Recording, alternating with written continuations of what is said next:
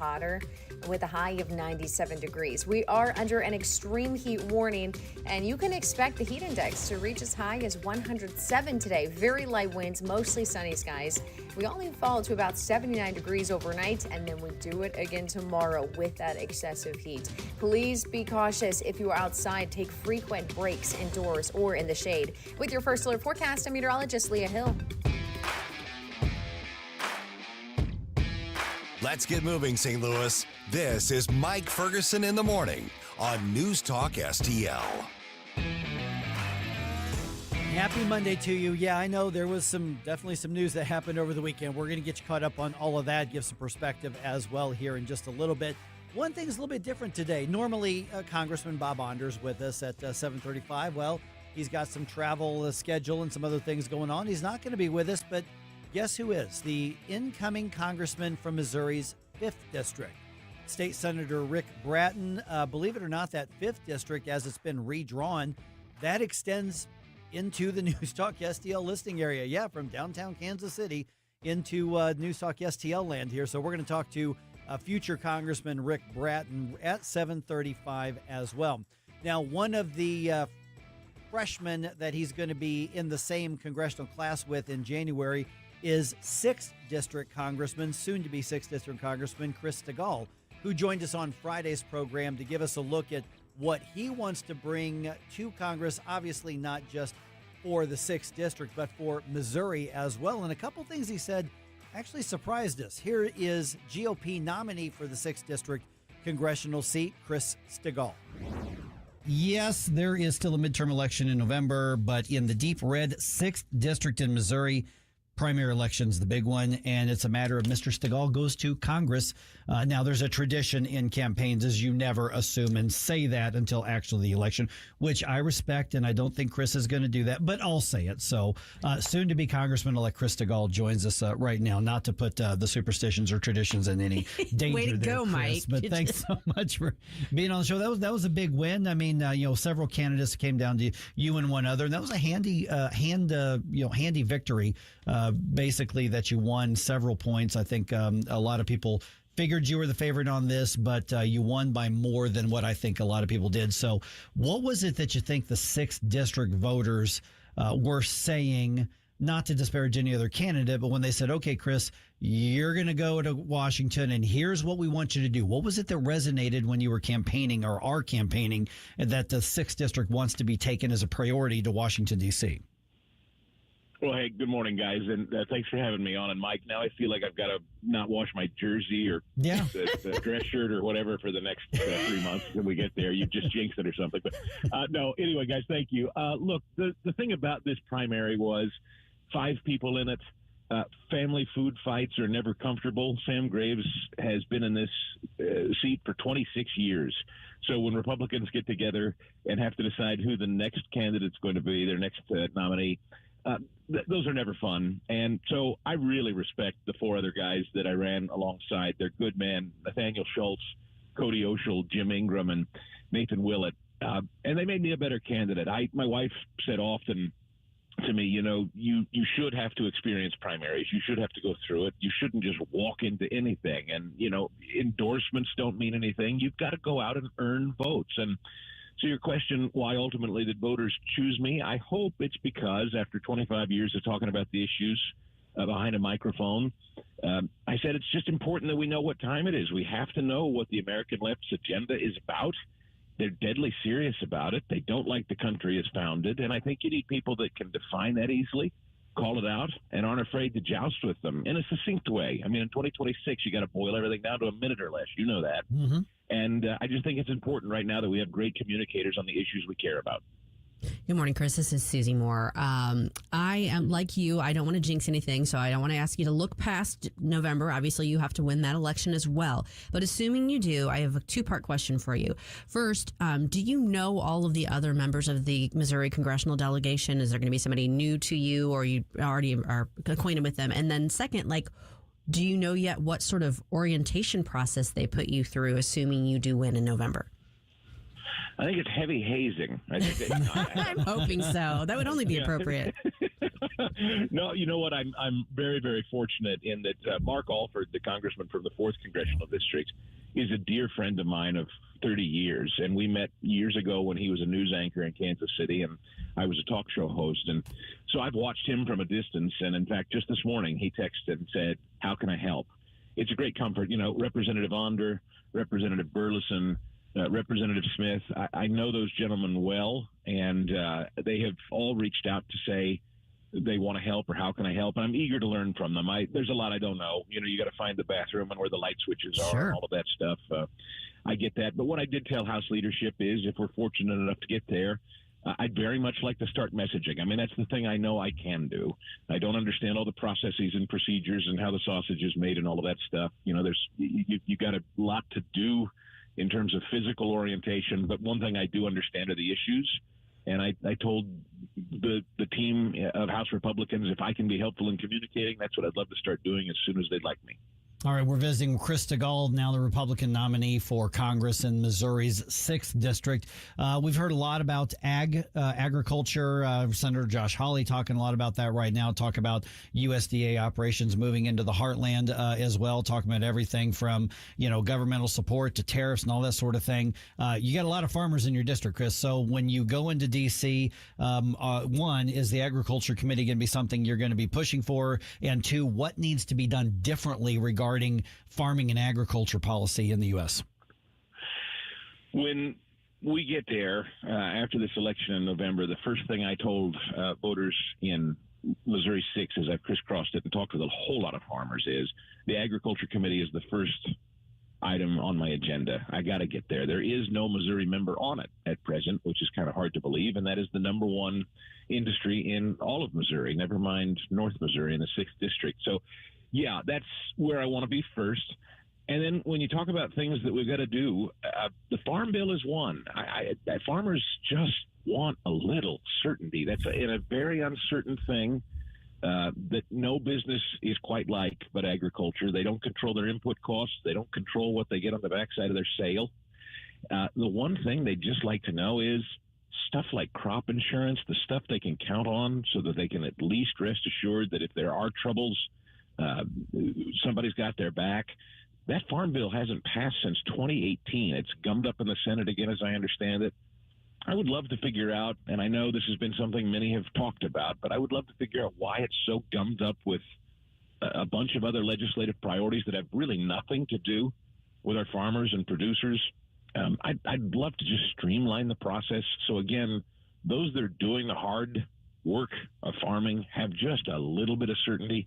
We've got to tackle manufacturing our fertilizer domestically. The costs of that are outrageous, and why we're not producing more of it here is frustrating. And then naturally fuel and energy costs through the roof. We're also looking at right to repair issues, farm equipment. It's getting less and less and less, the people that are making it, and more a stronghold on farmers and where they've got to go to get it repaired. We've got to make sure that we're not engaged in non-competitive practices that are choking farmers economically. So there's plenty to do to just give them some kind of certainty. Okay, one quick note, because I know Susie's got a question. The right to repair that you brought up, people need to look into that more. There's the agriculture application, but there's everything like to your personal electronics. And that's one of the areas where there is a left-right crossover regarding the right to repair thing. So I would recommend people Google search right to repair. A little bit wonky, but it actually affects almost everybody directly. So I'm glad you brought that up, Chris. Yeah, it's a huge deal because, you buy $1 million combine. You'd think the very least that the manufacturer could do is let you alone to have it fixed the way you'd like. But no, instead you got to sign a hefty contract or deal only exclusively with the maker of that combine annually for a software upgrade or whatever. That seems a little heavy-handed to me. So I'm glad the Trump administration is investigating it. Chris, you mentioned how key messaging is, and I think we see that over and over again. For some reason, the left does messaging way better than the right does. And you take issues like we just saw the ballot issues, the constitutional amendment issues here in Missouri, 4 and 5, that were key issues, key agenda items for the right. And yet somehow the messaging just didn't get done right. How do you see incorporating your background, your skills in that regard, in incorporating that into leading as a member of Congress? Amendment 4 is the perfect example, Susie. I'm glad you asked. When people would come to me on the campaign trail, now again, I'm running as a federal candidate. I don't have anything to do with what's coming out of Jefferson City or amending the Missouri Constitution, but people ask me as a Missouri voter, how do you feel about these amendments? And on Amendment 4, I said, very simply, Democrats' only way of impacting the future of Missouri is to get 100,000 college kids on a campus to sign a petition, slap it on a ballot, and get St. Louis County and Jackson County to vote yes. And every county in Missouri now has to live with that. Now, that's nuts, don't you think? And everyone would say, well, yes, that's nuts. And I'd say that's why Amendment 4 is so important. Everybody has to have buy-in. All congressional districts have to have buy-in before we amend our Constitution in the future. Don't you think that makes sense? And everyone said, yes. Every time I explained it that way, people understood it and shared my point of view.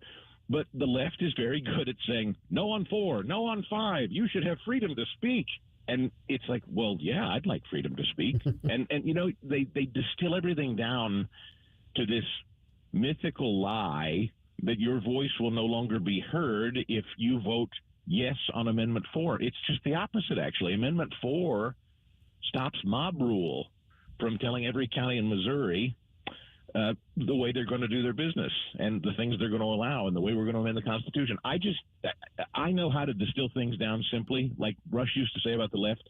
I know them like every square inch of my glorious naked body. I know these people and I know what they say. And so I know how to do a little jujitsu that way. We're visiting with Chris DeGaulle. Just got a minute or so left here. Chris, okay, you mentioned, for instance, the energy cost, and obviously you can't separate a lot of that out from what's happening in Iran right now. There's essentially no congressional oversight of what's happening with the war in Iran, the off on again war. What do you want to see? What do you want to see from here on out regarding what the U.S. is doing? And at some point, does Congress need to reassert its constitutional oversight of war? Frankly.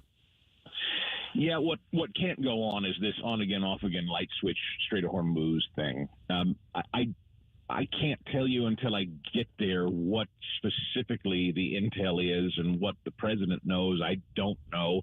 I trust this president. I trust Marco Rubio and the Defense Department under Pete Hegseth. They're watching it. I trust their judgment on this thing. But it seems to me that if the Iranian regime continues to stay in control, and it appears that they will, we need options and alternatives, particularly when it comes to energy.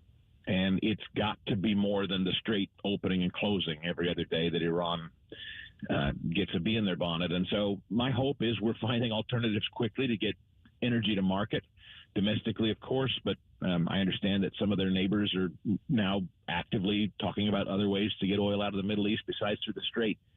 I think that's what the White House is doing, but it's just right now we're in this flux, this interim time where Iran holds the keys to that darn strait. And will Congress have to get involved in figuring out alternatives if this on again, off again thing doesn't quit? Certainly we will. All right, Chris DeGaulle, the GOP nominee, to be accurate here, for Congress in the heavily Republican 6th District. I'll put it that way. And then, Chris, obviously, you still got a little bit of a campaign left for the midterms. Website, social media, we've already retweeted you, but people want to get in touch, especially those. This is like right there in the 94.1 territory of News Talk STL. Hopefully, we'll have a regular conversation with you here on the show. I'd love it. SteGaullForCongress.com. Mike, Susie, I would love to be here as often as you'll have me, and I look forward to many, many conversations as we head to November. All right, as always, 314-912-1019. You get involved in the conversation there. Don't forget, if you haven't already downloaded that News Talk STL app, it is free. It is easy to download. Any app store's got it, and you can take us with you anywhere that you want. We like to say around here, if you've got a phone, you've got a radio, and so check that out. Just look up News Talk STL, all one word. That app is free, and it plugs into any Bluetooth system that you've got or just into your headphones. So be sure to get that. This is 101.9 and 94.1 News Talk STL. If you have a phone, you have a radio. I listen to News Talk STL on the app driving to work. Download the News Talk STL app. You got to get the News Talk STL app. Love the app. Can listen anywhere in St. Louis. And listen anytime. News Talk STL right on my phone. Anywhere. Bengal's restaurant offers an inviting atmosphere, neighborly service, and a vibrant happy hour scene, all in the heart of Warson Woods. From their kitchen to your plates, beloved comfort favorites like chicken parmesan and lasagna to steakhouse-style classics. Slide up to the vintage bar or hit the patio for happy hour specials every Tuesday through Friday. Bengal's Restaurant and Bar, 10017 Manchester Road. Check out the menu and reserve a table online at bengalsrestaurant.com. Susie Moore here for the team at Mattress Dogs. They're proud to be family-owned and operated. Thanks to customers just like you, they've grown from 1 store to 5 across the St. Louis area, each filled with the latest sleep technology and America's most trusted mattress brands. Right now, during the Labor Day sale, save thousands on Tempur-Pedic, Beautyrest Black, Sealy Posturepedic, King Coil, and more. Plus, save up to 70% off retail on select clearance mattresses while they last. Visit any of the 5 Mattress Dogs locations or shop online today at mattressdogs.com. MattressDoggzzz.com. Tim Jones and Chris Arps in the afternoon. Treasurer Vivek Malik. You know we can't do an interview without talking about one of your favorite subjects. That is Show Me My Money. ShowMeMoney.com. Exactly. Yes. Show me the money. All right, how much money are you holding and how much have you given back? We are holding about $1.5 billion of That's this incredible. money. Wow. And everybody should get on to ShowMeMoney.com and look up their name, and I say, come get your money. Indeed. Tim Jones and Chris Arps. Weekdays at 4 on News Talk STL. Dreaming about a vacation but not sure where to start? Should you book that all-inclusive resort or a cruise? Which destination? What cruise line? And how do you know you're getting the best value?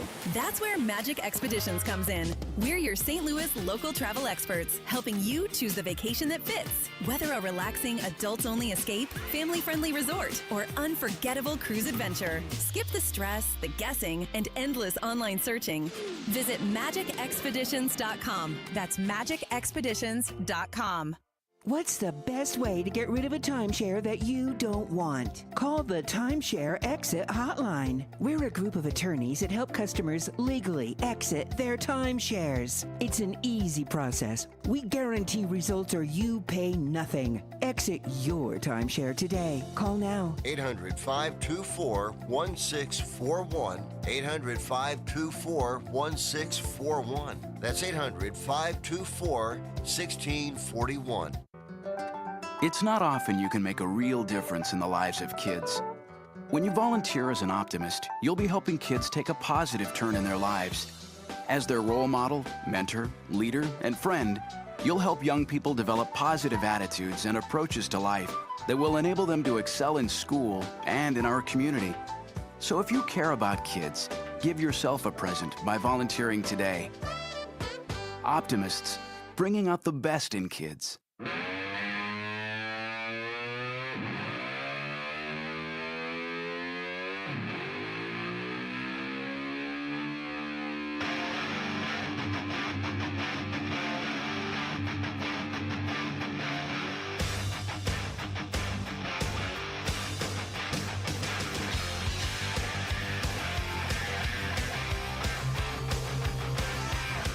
Get up, St. Louis. It's Mike Ferguson in the morning. Okay, is this a black versus white thing? Is it a conservative versus leftist thing? Is it a straight versus gay thing? Why is the person who was at this station in the studio so deaf that I have to turn the headphones down so much? Okay, or is this just part of the show to give people any reason to watch the WNBA? I'm going to start. I'm going to call it out. Okay. Okay. I mean, it could be all of the above in theory. Yeah. Or it could be a very clever PR and marketing strategy to announce to the world, hey, we're finally going to have people that can dunk in the WNBA. Here's the funny thing is, like, I'm seeing suddenly, like, conservative media and conservative social media is all really, really standing up about they've got strong opinions about the WNBA. And then you go to any of them and you're like, okay, name 3 teams in the WNBA. And they'll say, okay, Indiana Fever, because Caitlin Clark plays on that team. Crickets. I honestly couldn't tell you another team name whatsoever. I mean, I feel very bad doing this to people, but I do know some women that are very vocal about the feminist ideology, every single time. What is your WNBA dream team? Nothing. No, and listen, there's nothing wrong with starting leagues for women. Yeah. Absolutely nothing. We have a history of that in the United States during World War II. You go see the movie A League of Their Own based on that. It was there's not, and then now you've got the Women's Professional Baseball League that's playing its entire season out of Springfield, Illinois, at a minor league ballpark there. And I'm seeing some clips on there, and I think for that level of baseball, I think they're doing well, although I will continue to judge them for using aluminum bats, but that's a separate thing. I judge college men's teams for using aluminum bats. I judge our 18 and over leagues here that sometimes I play in for using aluminum bats, but that's an aluminum bat thing. Well, and I think it also depends sports-wise, sort of, I guess, what the spirit of the sport is versus why people are tuning in. So, for example, like, I don't think the WNBA will ever be women's tennis. Women's tennis is actually, it's very much indistinguishable from men's tennis if you're like a casual watcher. But although I would say the women's tennis to me has almost been more interesting to watch because they play more of a net game back, whereas the men are much more of a power game. So I actually find the women's game really interesting to watch. Exactly. And so that's the way that sport functions, though, is that there are multiple valid, equally entertaining ways. Yeah. With basketball, I mean, there's really only so many ways to make a basketball game entertaining. Good point, which brings me to all of the nonsense over the last few days. Okay, where do we start? There is the one player who, decapitated the other player. Was it Caitlin Clark or Sophie Cunningham or one of them that she did? And then the drama ensued. They get up and do the fake pushing and shoving thing after the hard foul. It was clearly intentional. I mean, it was with no question about that. And then the black player goes on social media after she gets ejected from the game for trying to decapitate another human being, and then says white privilege. I'm like, what a stupid thing to say. And then, then you've got Clay Travis over at Outkick.com. He says, I've got something like a $10 million challenge. It's like you put together, it was either the championship team from the WNBA or an all-star team. Take your pick. He said, and I will pick one boys state championship basketball team from anywhere in the country and play for $10 million. Well, the WNBA is not going to do that, because they know they'll get stomped by the high school boys. And then you've got this thing where Clay Travis says, I'm going to buy in for a franchise, and I'm going to do nothing but men who claim they're women.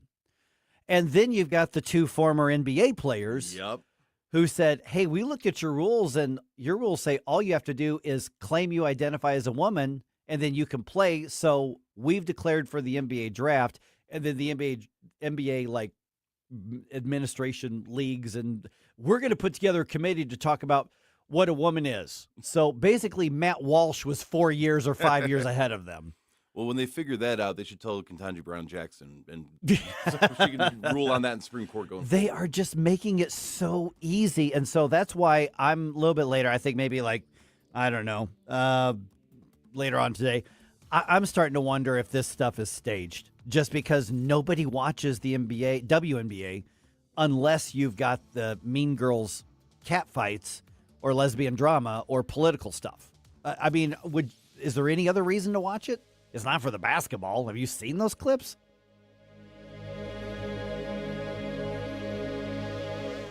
Hi, it's Mike from The Morning Show, and this coming Friday on the 14th, we are going to be broadcasting from Mario's Donut Restaurant on Mugie Road. Hey, it's Susie. I'm going to be there, too. We're all going to be there. We want you to be there with us. Join us. Come have some coffee. Come have some donuts. And, of course, you never know which of our guests is going to show up in person. It's going to be a great time with great food at a great local business, Mario's Donut Restaurant. That's right. You don't know who might be there, so you better come out and check it out and come join the fun. Friday, the 14th, 5:30 to 9 a.m.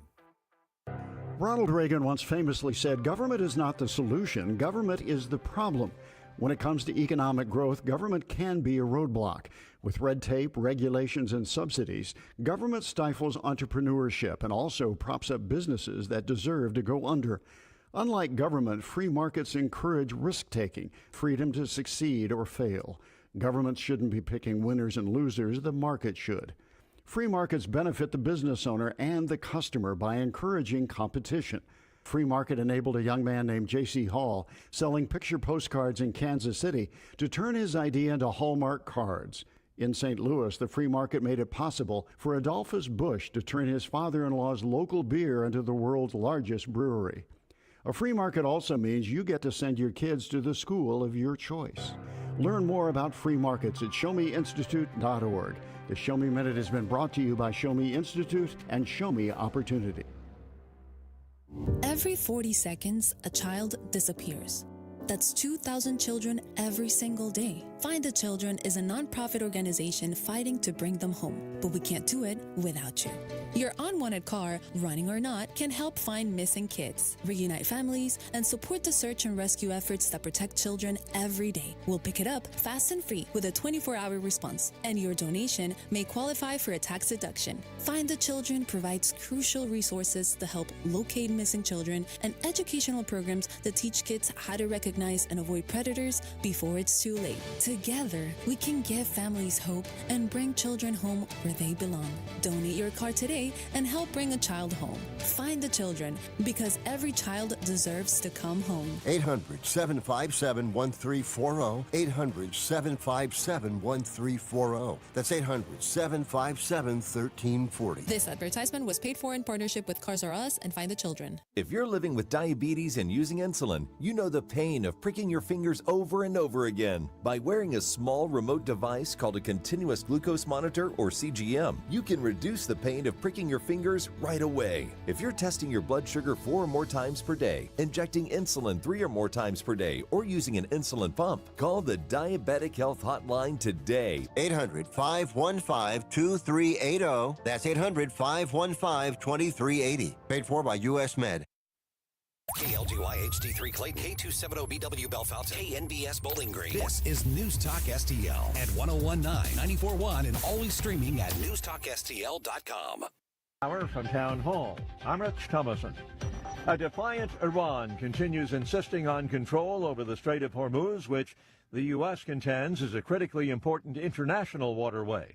Iran has been negotiating a partial reopening of the strait in talks with Oman, but Iran says the strait will not fully reopen until the U.S., in Tehran's words, corrects its behavior. Russian drones and missiles continue raining down on Ukraine as the Ukrainians work to bring the war home to Russia. At least 10 people have been injured as a result of a Russian overnight attack in Sumy, the State Emergency Service of Ukraine reported on Monday. According to local authorities, hits are reported at 3 locations with multi-story and private residential buildings, vehicles and non-residential premises damaged. Meanwhile, a Ukrainian drone attack on Monday on a Russian city has killed around 12 people and wounded dozens, authorities in the Tatarstan region say. Ukraine has targeted Russian oil facilities with long-range drones almost daily in recent months. The barrage causing fuel shortages in Russia, eating into Russian refining capacity and unsettling the Russian public. I'm Charles Dillard. Leftist candidates for governor in Wisconsin, U.S. Senate in Minnesota, making their final pushes ahead of tomorrow's primaries. Republican Senator Dave McCormick of Pennsylvania. I thought the idea of socialism and communism was in the dustbin of history, and sadly, it's finding new traction. And if that were to lead our country in the White House, in the majority in the House or the Senate, I think it'd be a disaster. Senator McCormick speaking with the Salem Radio Network. Wildfires have forced more than 20,000 people to run for their lives in Western Canada. They've had to evacuate their homes. One evacuee says, no words to express the fear you feel when you see a wall of flames racing in your direction. Wall Street, the Dow features down 60 points. Townhall.com. Hi, I'm Kirk Cameron. Christian Healthcare Ministries is not another health insurance policy. If you're tired of year-long contracts and pointless restrictions, CHM offers anytime enrollment on your schedule and at your convenience. With CHM, you're paying half the cost of a traditional health insurance plan. So that puts more money back into your budget for everyday needs. Plus, You'll have access to CHM's care solutions for virtual appointments, prescription savings, surgery support, and more. My family and I joined in 2018, and it's changed our lives for the better. We love paying way less while helping other believers afford their medical bills. Take the leap of faith and see why Christians across the nation are better with CHM. Get started by calling 1-833-JOIN-CHM and use promo code WELLNESS for a 50% credit towards your first month. That's 1-833-JOIN-CHM and use promo code WELLNESS. From the News Talk STL Weather Center. We're in the midst of yet another heat wave. In fact, temperatures this afternoon going to be even hotter with a high of 97 degrees. We are under an extreme heat warning, and you can expect the heat index to reach as high as 107 today. Very light winds, mostly sunny skies.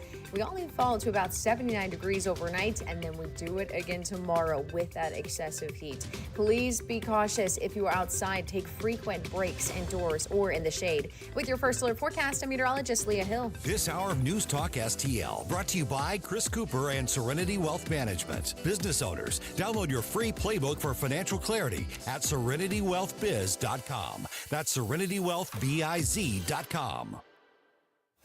Hey everyone, this is Jesse from Reach Reproductive Health, and I need you to mark your calendar because on October 22nd, it's going to be a big night in St. Louis. It's going to be our second annual Reach Gala, and it's happening at the factory. Incredible live music, powerful speakers, a night to celebrate life, and to support the Reach mission. Stay tuned to find out who's taking the stage. I promise you won't want to miss it.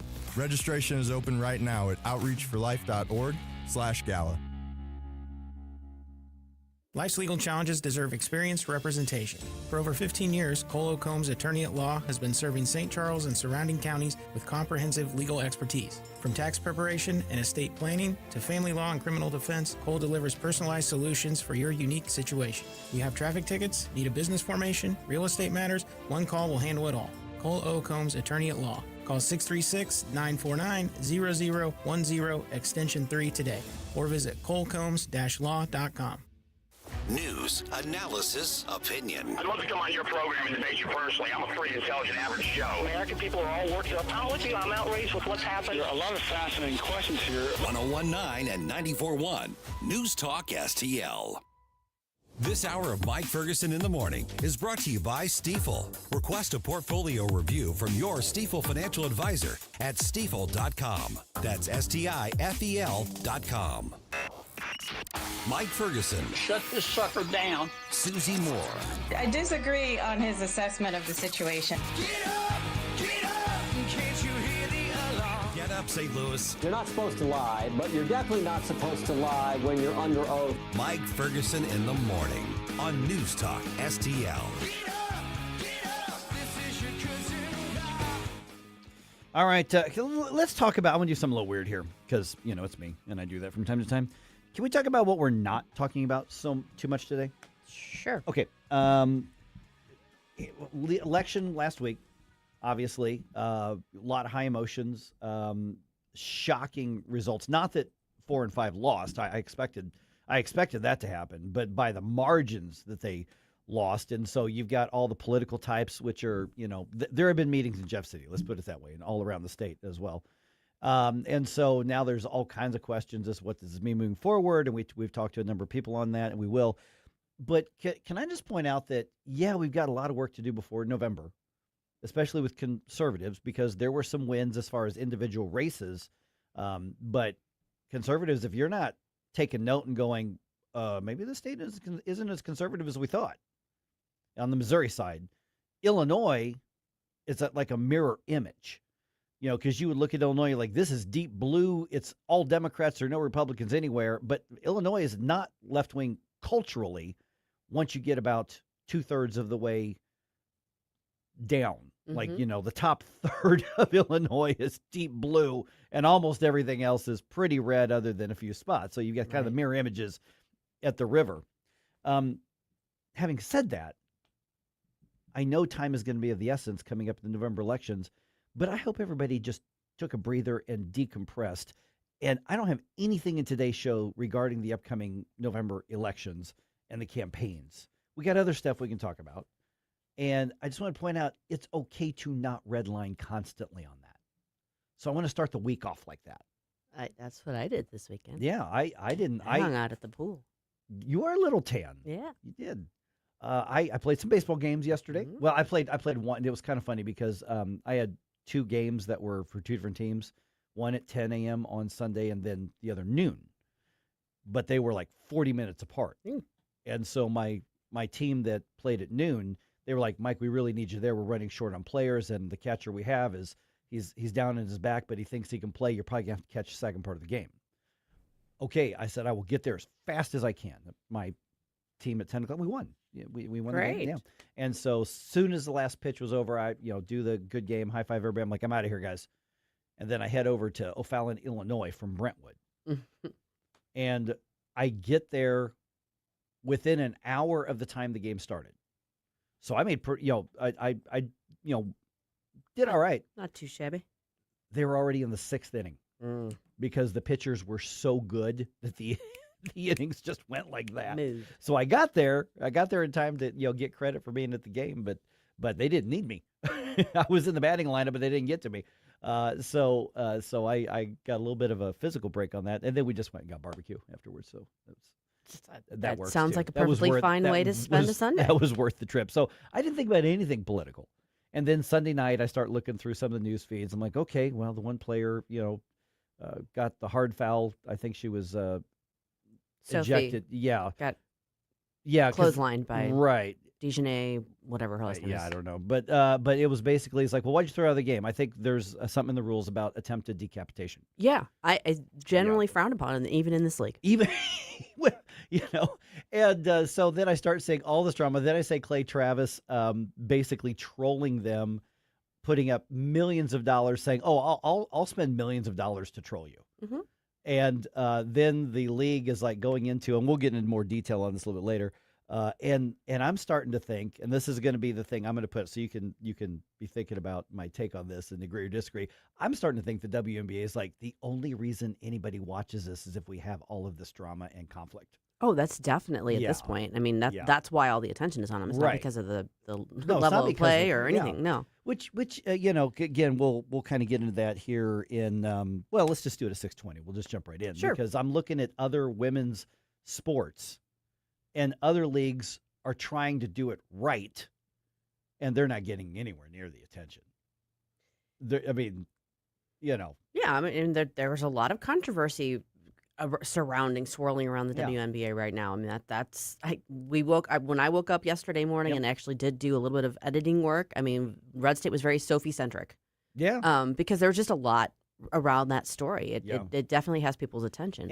And the league decided that they were from the get-go just going to embrace full-on leftist ideology, which is one of the dumb things any professional sport can do. Yeah, I don't know why you're embracing ideology as a sports team. I mean, doesn't in the long run work out for you. Don't embrace go in and say, hey, we're right wing and conservative ideology. Don't do be that breather. Back to my original point. Be that breather. Yeah. That people need. That's the value, and you guys get to make millions of dollars. Because remember, if I were a gambler, if I were a betting man, I'm not, but if I were, I would put all the money in my wallet right now against all the money in your wallet right now that there will not be a Major League Baseball season next year. Period. It is not going to happen. I have $5. Okay. Yep. That's I just don't carry cash anymore. I know, but I don't know. I've probably got 10 maybe. But But there's not going to be. And in addition to the economic gut punch that St. Louis is going to have for that, that's one of the areas where people can still go and decompress and not be at each other's throats, both proverbially and sometimes literally. Yeah, I don't know. I mean, I try to heed that advice. I try to make sure that, and especially, I work a lot of hours, but I try to make sure that particularly on the weekends, I step away from. Yeah, you have that. to. Yeah. I mean, we went to the Muni Saturday night, went to see Meet Me in St. Louis. That was great. Oh, how was it? It was great. It was great. There, we had seen it in 2018 as well. This production, the quality of the set was amazing. Which day did you see that? Saturday.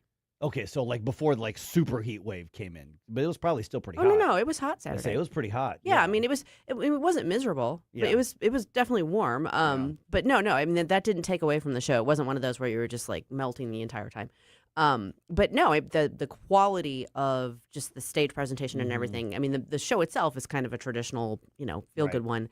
The performers all did a great job, so that was a fun little diversion too. But again, it's all about St. Louis and the World's Fair and. You'd have to have a good set, though. I mean, with the movie, that was like so much of the movie was like all the way they put. Yeah, but they've found a way yeah. now at the Muni. I mean, the Muni obviously is unique because of its outdoor setting, but they have found a way now to use technology and the outdoor setting to actually. I mean, it really popped the way that they did it versus 8 years ago, which was still good. It's just amazing what they've been able to do now with the technology. Yeah. I'm trying to think what the last thing I saw at the Muni was. I think it was like, what was it? Something funny happened on the way to the. A funny thing happened on the way to the reference to the Greek myth. Yeah. That. And I don't remember what year that was. Yeah, that was probably 3 or 4 years ago. I haven't been there. We used to have season tickets, so I used to go all the time. But my cousin was kind enough to invite us this past weekend, and it was great. It was again You're totally decompressing from politics. You have to. You're just enjoying life. Because listen, there's a lot of work to be done between now and November. Yes, there is. I mean, there's a lot. And on the Missouri side, there's really no drama in the general election when it comes to congressional seats, when it comes to the statewide Not the auditors candidates, race. no. I mean, we know what's going to happen. We're going to talk to the next congressman from the 5th District, Rick Brattin, here at 7:35. And I'm very confident saying he's going to be the next congressman because that's the way it is. Yeah. And there's really not that much drama on the Illinois side, because of the way the districts are drawn. The primary elections just determine. Amendment 3 is going to be a knockdown, drag-out brawl through the state of Missouri involving $30, $40, $50 million. I mean, that's just the way it's going to be. And so it's going to be ugly. It's because it's an important high-stakes race. But I'm saying even as important as that is, you cannot let that define you, and you've got to preserve your sanity in the meantime. Go to work when it's time to work. Go play when it's time to play. Go see a play when it's time to see a play. That's good advice. Go to a ball game when it's time to go to a ball game. Go to a concert when it's time to go to a concert. Live. Yes. We I mean, that's live. Live your life. Yeah, exactly. The way to do it. You know what a good way to live your life is? What would that be? You need to sprinkle some donuts into it. Heck yeah. Yeah. This Friday, we are going to be doing a live show, the morning show from Mario's in St. Peter's, which I'm very excited for because it's right down the street from me. You can walk. I can pretty much walk to the show. But we want you to come out and join us. We're going to be there enjoying donuts and coffee and all kinds of good company. So please come watch us do our show or listen to us do our show from Mario's. Or come on out because you never know which of our guests who are normally on the phone may end up being there in person. This is true. This is true.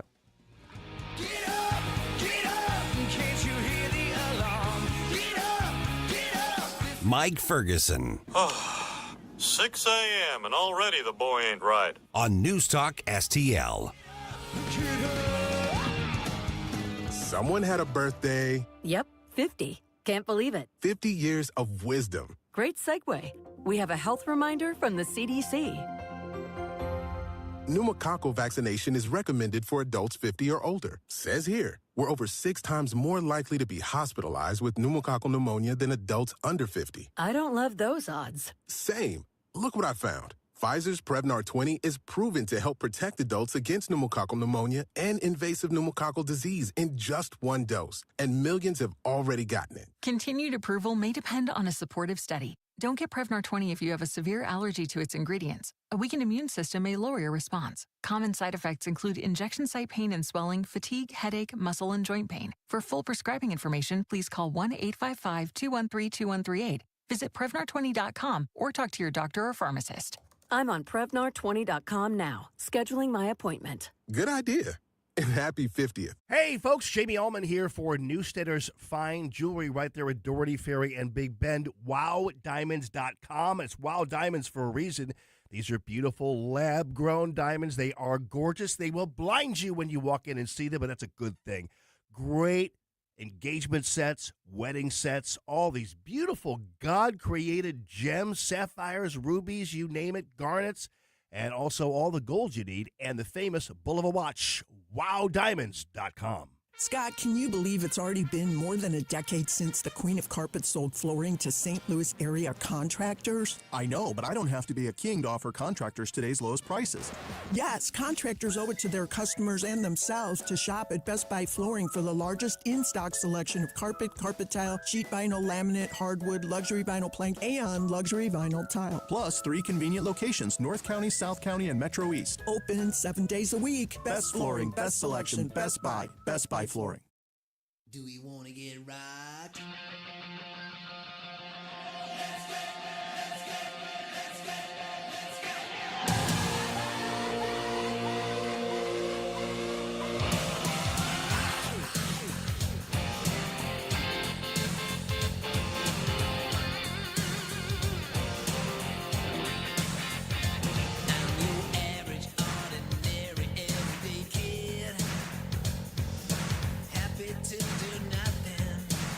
Hey, it's Vic and Ken. We're on every Monday through Friday on NewsTalkSTL. Kenny, how are you? I'm good. You know, you got to be some kind of weirdo to get up at 5 o'clock in the morning and do radio. You do, believe me. And that weirdo is Mike Ferguson in the morning show on 101.9 and 94.1 NewsTalkSTL. Whoosh. Okay, I'm just going to point out I'm kind of interested and a little bit amused by the sudden interest that a bunch of conservatives now have in the WNBA, because I don't think they give a crap what happens on the court. I mean, as far as the game, the ball playing, and the shots and the scores and the standings, and I think it's just all the conflict and drama. And now that you've got the so-called trans thing, and then you've got the black players saying it's all white privilege, and the WNBA now just being trolled into oblivion over left-wing ideology. I think that's why I think as soon as this runs its course, people are going to go back to ignoring them. Yeah, I don't think I would limit that to conservatives, though. And I will say this. Before all this latest controversy, people were very dialed in on Caitlin Clark and her career. Mm-hmm. People were very attuned to that. And I'm not saying they were big WNBA fans, right, but they were following like her success and some of the unfairness that they feel like she's been subjected to. Mm-hmm. That's been going on for a while. Right. The latest stuff is because of Sophie's comments regarding transgender players, that sort of thing, and then the ensuing fallout of that. Yeah. So here's what happened is the white player gets decked by the black player. The black player is ejected for attempted decapitation, and then says the white player has white privilege on a social media post. And then I saw a clip this morning, and apparently, I guess Sophie Cunningham and Caitlin Clark play on the same team.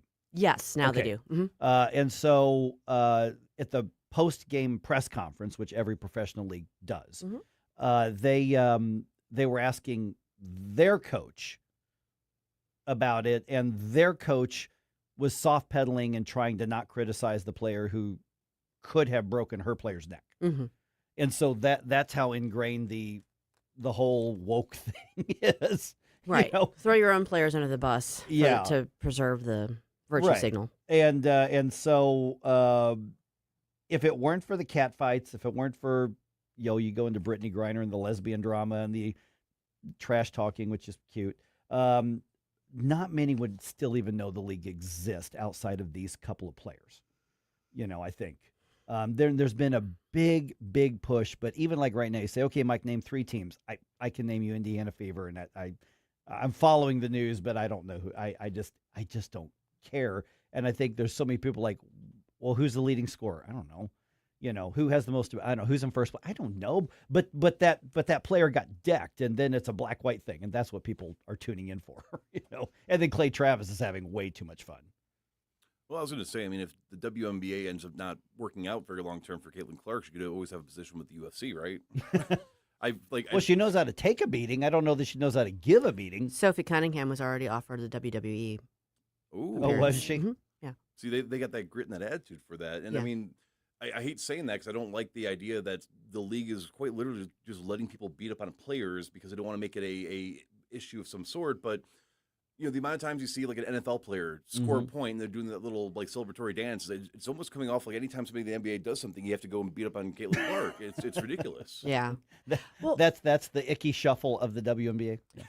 I want to point something out because a lot of people will say, oh, you know what? I don't like the NBA. I don't follow the NBA. I like college hoops, but I don't follow the NBA. I've heard that over and over again. We're talking about male sports. Sure. Okay. Yeah. With the WNBA, again, it's a women's sport, so no, it's not going to have as much recognition or attention.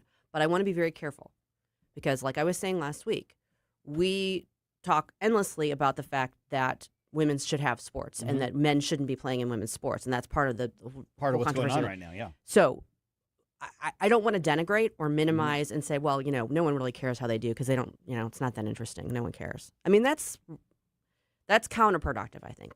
But is it true? Well, it might be true for you, but maybe it's not true for everybody. But overall, I mean, yeah, there's obviously everything's got, there. But overall, on the larger scale, is it true? Okay, but if it's true, then just why do we even bother having them?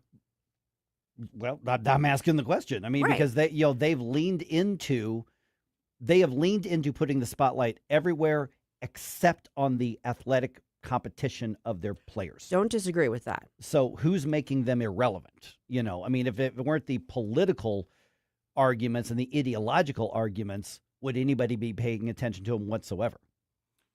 Well, and we were talking about this before Susie arrived, but I kind of do want your, your input on this. So, like the WNBA, I think it's the nature of certain sports that people are just naturally not inclined to gravitate towards. So, for example, if I could watch Shaquille O'Neal dunk all day versus whatever they're doing on the NBA court besides beating up Caitlin Clark, I'm going to be watching probably the NBA. But when it comes to, like, for example, the female league of the UFC, because fundamentally there are different, the differences between biological men and women, they had to adjust their fighting style so it wasn't just always a ground and pound, and that actually created an extra dimension to UFC that made it very engaging and very entertaining to watch. And then same thing with female tennis. I mean, you don't see people complain about female tennis players not getting paid equally and all that. No, the women's tennis brings in similar ratings to the men. It's a different game, but it's still really really sometimes I'd rather watch the female tennis just because they play, like I said, more of that net angles game where the men tend to just use a power game. And I think the women's game sometimes is more interesting, just more strategically interesting. Yeah, I mean, I feel like, and I'm going to speak up as the girl in the room. Yeah. I feel like as somebody who came up when women were just being allowed into sports and they fought tooth and nail to have that equality and that opportunity. I understand that when you're talking about a competitive sport like baseball or football or basketball, men's levels are far more athletic and far more challenging, and so they're going to draw more eyeballs, partly just from tradition, but because of the level of competition. I don't fault anybody for that. I think that makes complete sense. But I also want to be careful that in acknowledging that we're not basically saying, well, women's sports kind of suck, so whatever. I mean, that's where I feel like I'm getting some of that, not just from you guys. I mean, just like in general. And I feel like that is inconsistent with having the fight about keeping men out of women's sports. Because it's like, well, on the one hand, you're saying it's not interesting. And on the other hand, you're saying you need to leave it alone. You see, I think what's happening is everything you just complained about the WNBA is bringing on themselves needlessly. I think that because that's really what the criticism is. I mean, I see all the reels and the I'll say style of play, that sort of thing, the quality of play. And I think if they'd come in and said, these are the best female basketball players in the world, left it at that and competed, then you build up eventually your niche audience for that, and sometimes it grows and sometimes it doesn't. And then you get somebody like Caitlin Clark, who, was immensely popular at the University of Iowa and brought in ratings on television and all that sort of thing. And then the entire WNBA hates her. Yeah, I want to make clear that I am not in any way defending the WNBA like the way the league has handled things, because I think they've been terrible about it. I think they have brought on the treatment that they're getting. I think the league has brought it all on themselves. I think there's two different things going on. Yeah. I think that they've brought a ton of criticism rightly on themselves. I mean, I think there's no question about that. But I also think there's a dismissive attitude about women's sports. There's some of that, sure. As a girl, I'm going to speak up and say I don't like it. As a man, Susie, let me explain why that's wrong. Could you mansplain it to me, please? Yeah, and when then you look at Clay Travis, and I'm curious what you think of his thing. So he's made two challenges. One, he says, I'm going to either buy a franchise or I'm going to put in and start a franchise, and all I'm going to do is get men who identify or claim to identify as women. And then he's got another one saying, I'm going to put up a $10 million bet. I don't know. I don't remember if it was like pick your all-star team or I'll take your champion, and I'm just going to pick a high school boys team around the country. You play them for a $10 million, kind of winner take all kind of thing. And of course, people are offended and all that kind of stuff. And then you got the two former NBA players. One of them, I think, was an all-star. And again, I don't really follow the NBA too much. But he's become kind of a really popular conservative guy. And he says, I looked at your rules. All you have to do is claim that you identify. Right. I declare for the WNBA draft, and another guy did too. Yeah, two of them did. Yeah, two of them Ennis did. Cantor Freedom did, and then Royce, I can't think of his Butler? Royce? I don't know. And of course, it's just trolling them into oblivion because now the WNBA is back on their heels, and they're essentially like, well, we're going to go have a meeting and have a conference and try to figure out what a woman is. Mm-hmm.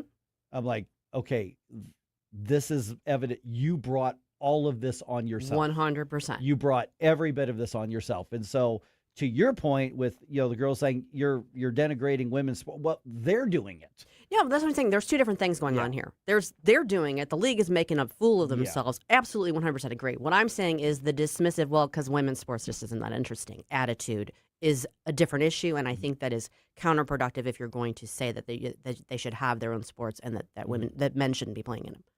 Well, okay.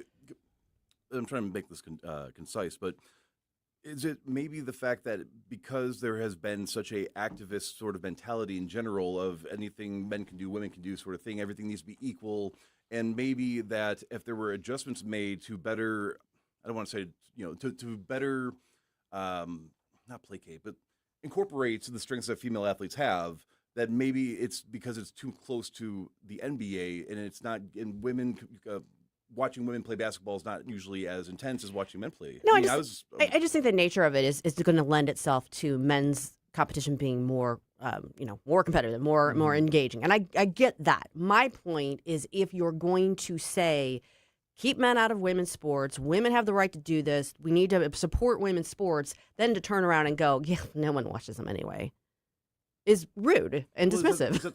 I agree entirely. Maybe it's not your thing. I mean, there's plenty of sports, men or female, that I don't watch and I'm not interested in. I mean, that's not a knock on the sport. It just doesn't do it for me. No. That's fine. I'm just saying I feel like there's a little bit of a disconnect or inconsistency there. Okay, well, I guess conceptual, because again, I was a wrestler, and there were lots of female wrestlers when I was growing up until about later in high school, because that's when puberty. Which was a big change because there were none when I was in high school. But you were not at least around me and the tournaments I went to, you would never see people saying, "Oh, ha ha ha, female wrestler thinks she competes," because wrestling is such a dynamic sport that a female could easily beat you if they had the right technique. Yeah, I think different kinds of sport might have might amplify that more. So when you're saying that it's like, hey, we're going to give you a league, but we're going to talk down to you for having a league, is that really the same group of people saying both of those things? Or is it something where if the WNBA were to say, look, we're clearly not able to maintain the audience and draw the audience, but if we adjusted sort of the fundamentals or the way that the sport operates to make it to where females can really shine and not have to always be compared to the NBA, then you would have a product that you could say, look, it's different. And some of the WNBA players have made the argument that they should get paid the same as the NBA, that they're just as valuable.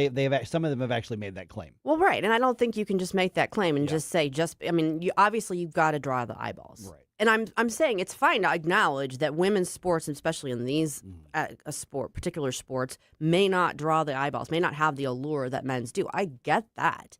What I'm saying is how we talk about it. If we're going to talk about it and on the one hand defend women's sports, we shouldn't necessarily just denigrate it and say, well, no one cares anyway. That's what I'm saying. So we should make sports unisex. No. Okay. Not at all. Not at all. Well, I'm just speaking up on behalf of the girls. Sorry. And like for instance, the World Women's Professional Baseball League, I think it's WPBL, I think is the term. They're trying to get that started in Springfield. The entire season's out there, and what they're doing is saying this is the collection of the best female baseball players around the world, and then they've gone into a small market and say we're going to build something from here. I haven't watched any games. I've seen a lot of the clips on it, so I'm like, let's see what happens. I've seen a few of them play in amateur tournaments around the country, but let's see what happens. But they're doing this this is what it is, very real. Right, they're focused on the sport. They're focused on the sport, which is right. That's the way to approach it, I think. And I still judge them, but that's because they use metal bats, and I judge every He's a baseball bat game. snob. I'm a bat snob. I judge college baseball, the men's, because they use metal bats too. So that's not sexist. That's me being a It's a snob over Ferguson baseball thing. bats. That is a old school baseball thing. Fair enough. Now, some media in St. Louis continues to fawn all over Michael Brown's so-called legacy events that happened this past weekend. Guess what they left out of their stories? We're going to update you on that media nonsense coming up here at 6:35.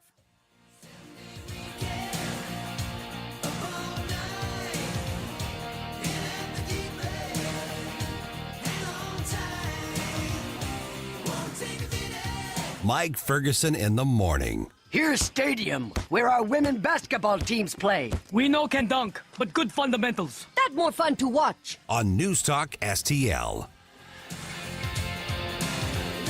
Here's my problem. Completely agree with your sentiments. He talks about we're divided. Well, yeah, we are. And we need to wake up as a country and realize what's going on. 101.9 and 94.1. Number one for conservative talk. News Talk STL. From the News Talk STL Weather Center. We're in the midst of yet another heat wave. In fact, temperatures this afternoon going to be even hotter with a high of 97 degrees. We are under an extreme heat warning, and you can expect the heat index to reach as high as 107 today. Very light winds, mostly sunny skies. We only fall to about 79 degrees overnight, and then we do it again tomorrow with that excessive heat. Please be cautious if you are outside. Take frequent breaks indoors or in the shade. With your first alert forecast, I'm meteorologist Leah Hill. When you count on Connor, you're getting the timeless American values that have guided our company from day one. Hard work, impeccable service, and honesty. At Connor Roofing, you aren't just getting a roof, you're getting safeguarded by a neighbor who cares. When you count on Connor, you're receiving protection for your home, your family, and your peace of mind. Visit ConnorRoofing.com. The Herzog Tomorrow Foundation provides private school tuition scholarships through Missouri's new Most Scholars program to cover the cost of accessible, high-quality schooling. Hi, this is Myella Esser with the Herzog Tomorrow Foundation. Our private school tuition scholarships wouldn't be possible without the support of generous Missouri taxpayers. If you're a Missouri taxpayer interested in redirecting your tax dollars and sending them to Missouri students in need of a better education, please contact me at herzogmostscholars.org. Better education for students creates a better tomorrow for all. Learn how you can help provide a better education for Missouri students at herzogmostscholars.org. That's herzogmostscholars.org. Also, sign up for The Lion, an initiative of the Herzog Foundation that carries articles covering a wide range of issues facing American families and culture. herzogfoundation.com. That's herzogfoundation.com. On the next Larry Connors USA. The story behind the story. When you dream, you did not complete all the work to graduate. Larry Connors USA. Now weeknights 6 until 8 on News Talk STL.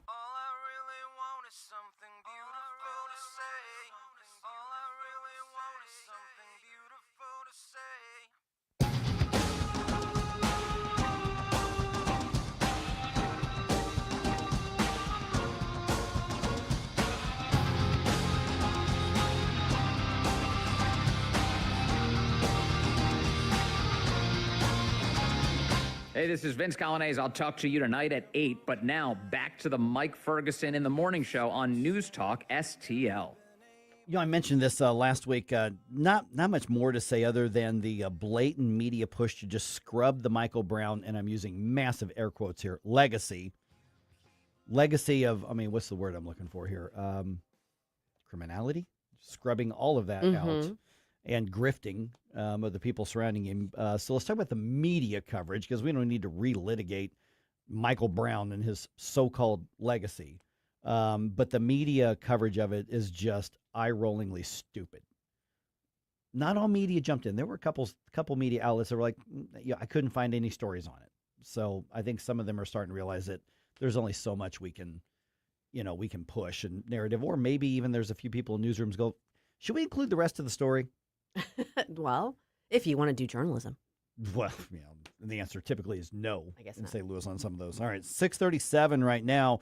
Obviously, Susie mentioned been busy, a lot of editing, a lot of stories out there. So when you go to redstate.com, you got a lot of ground to cover. So, Susie, what are we looking for to start the week off at Red State? This is the Red State Rundown.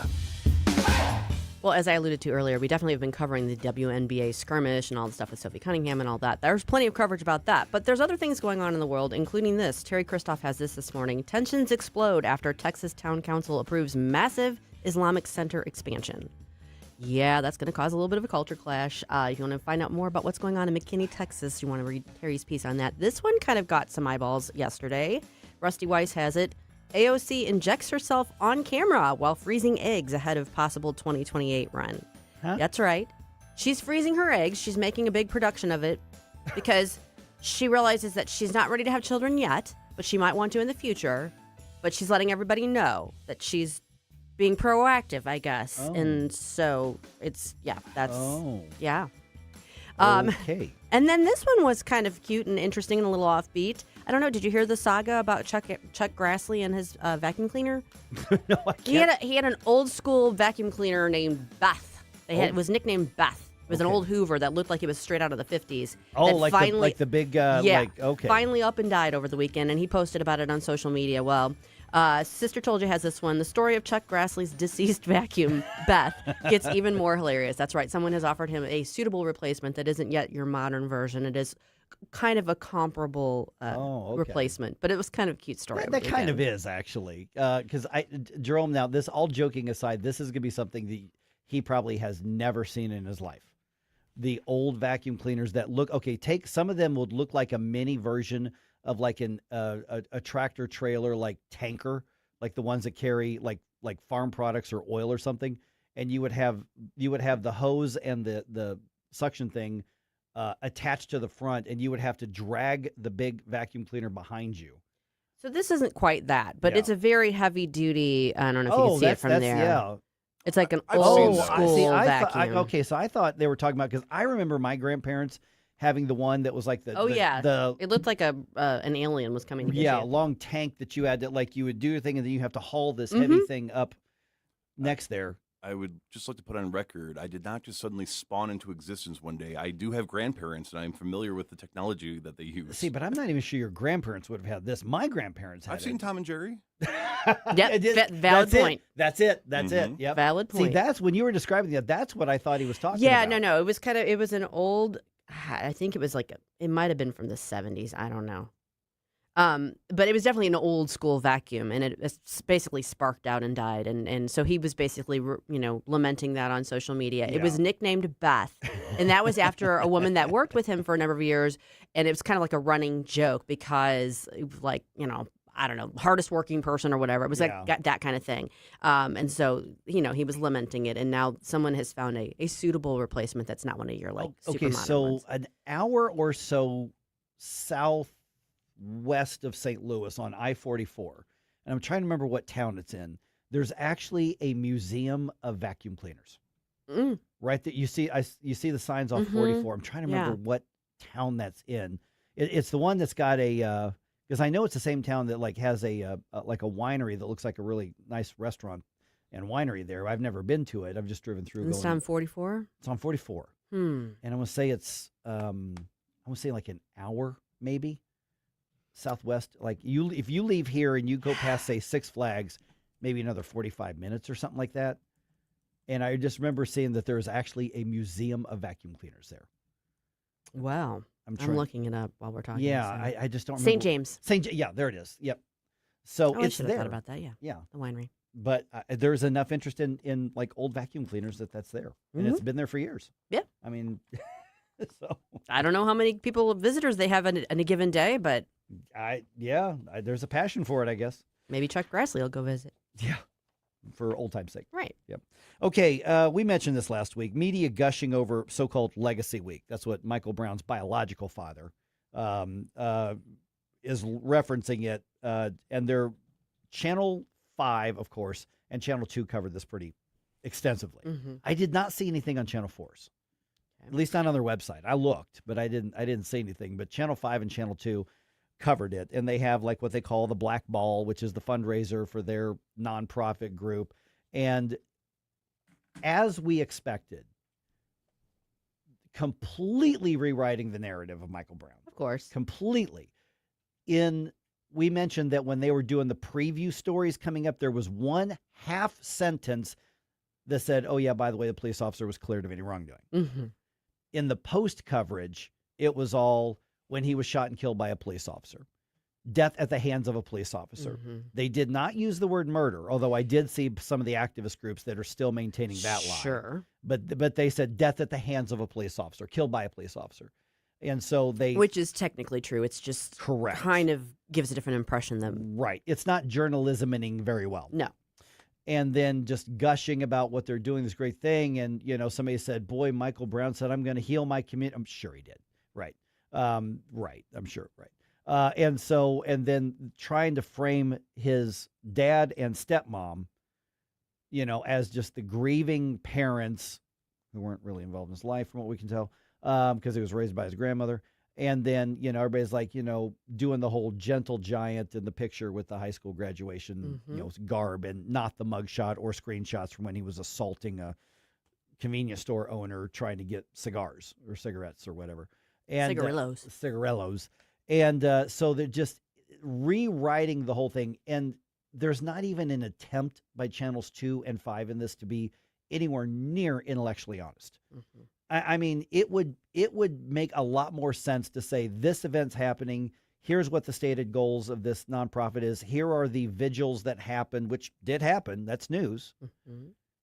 And to say, born out of the controversy and mixed views of Michael Brown and what happened that day. Right. That's intellectually honest. Yes. So why do they go so far out of their way to not do that? To virtue signal. Yeah. I mean, it's just, that's all it is. Yeah. That's a simple answer, and that's the right answer. They've got to let you know that they're, as woke as they can be. Right. I don't know. It's obviously irresponsible because they're still claiming to be journalists. Yeah. Yeah. Instead of opinion shows. Right. Right. I mean, we're an opinion show. Oh, we are? We bring you the news. I've been doing it and wrong. I tell you what the news is, and then I give you my opinion on it. Yeah. But they don't claim to be opinion, even though they are. Channel 5 is still, they're just god awful. It is just ridiculous.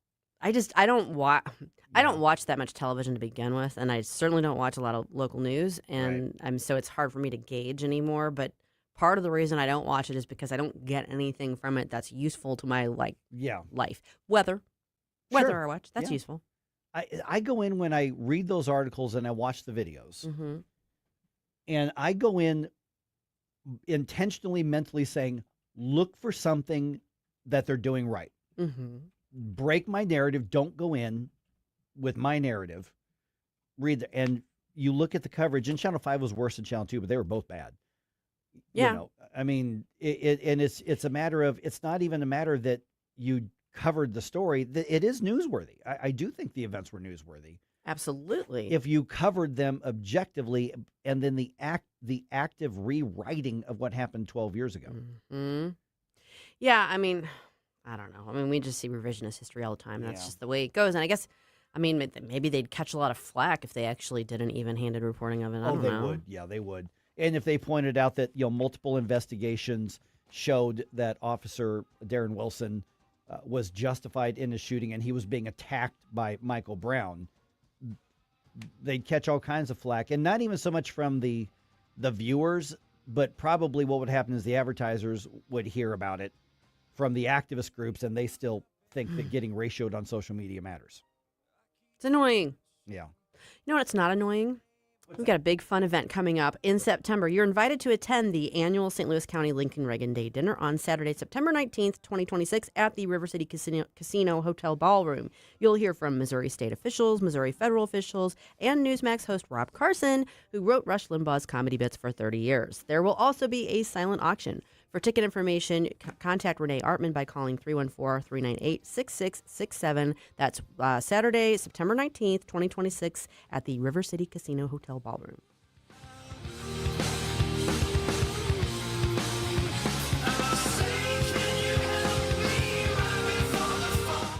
Mike Ferguson in the morning. Always be yourself, unless you suck. On News Talk STL. Hey, Columbo here for Rockwood Charcoal. Rockwood is made from 100% pure Missouri oak and hickory, so you're cooking with the best and supporting local industry and a local business all at once. There's over 100 area Rockwood retailers. Find yours at rockwoodcharcoal.com. Hi, it's Mark Harder with RE/MAX Results, the largest RE/MAX franchise in the region. The summer housing market is hot, and the fall market looks to be as hot. If buying or selling a home is in your future, it is time to act now. Someday is not a day on the calendar, but today is. Call me, Mark Harder, for fast results. RE/MAX Results, 314-852-8933, 314-852-8933, and start packing. Hey, Jamie Ullman here for Window World. Did you know that Window World offers a lifetime warranty that covers all parts, glass breakage, and labor? They are one of the only 2 replacement windows with the Good Housekeeping seal of approval. Window World St. Louis has been owned and operated by a group of born and raised St. Louis residents for more than 23 years, and now Window World is offering 36 months same as cash financing with approved credit. Call them today, 800-GET-WINDOWS for a free in-home, no-pressure estimate. That's Window World at 800-GET-WINDOWS. Stop before you dig. Click or call 811. Every dig, every time. Hitting an underground utility can cause costly damage and serious injury. Contact Missouri 811 online or simply dial 811 at least 3 working days before you dig. It's fast, free, and the law. Safety is in your hands. Every dig, every time. Stop before you dig. Click or call 811. Every dig, every time. It's the law. Sponsored by Missouri 811. Hey, it's Vic Porcelli, and my favorite sandwich from Capriati's is the Wagyu Beef French Dip. I love Capriati's, and you will too. Visit Capriati's now at 2 locations, on Manchester at McKnight in Rock Hill, and now in Creve Coeur on Olive, just 1 mile west of 270. This hour of Mike Ferguson in the morning is brought to you by Stifel. Request a portfolio review from your Stifel financial advisor at stifel.com. That's STIFEL.com.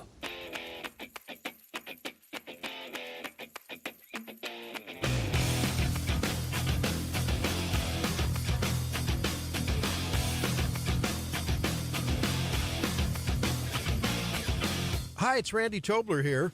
Pour a big cup of coffee and catch my show every Saturday morning from 6 to 9. Right now, it's back to Mike Ferguson in the morning here on News Talk STL. All right, another data center proposal goes down. Uh-oh. At least for now. Okay. At least for now. A Missourian gets a promotion in the White House. Yes. Big promotion. Saw that. I would say big promotion. He was already pretty high up in the White House. He's just, you don't go any higher than this for his line. Not really. No. And the Cardinals make it back to 500 for the season. Fortunately, they got to play one of the worst teams in baseball over the weekend. That helped. It did. All right, 6:50 right now. Let's go ahead and get our first news dump of the week underway. The Morning News Dump, brought to you by Whistle Pig Outdoors. Successful dump. Wake up, America. It all worked out. You know, they got all the news. The Morning News Dump. All right, and I'm being told that we have a little bit of breaking news, We Susie? do have some okay, breaking what do we news. have? We were talking about the Vacuum Cleaner Museum. Yes. As of April 26, 2019, it was closed. Oh, the billboards are still up. It's been closed for 7 years. I have driven by and the billboards are still there. I'm like, wait a second, it says permanently closed. Oh, wow. So I had no idea.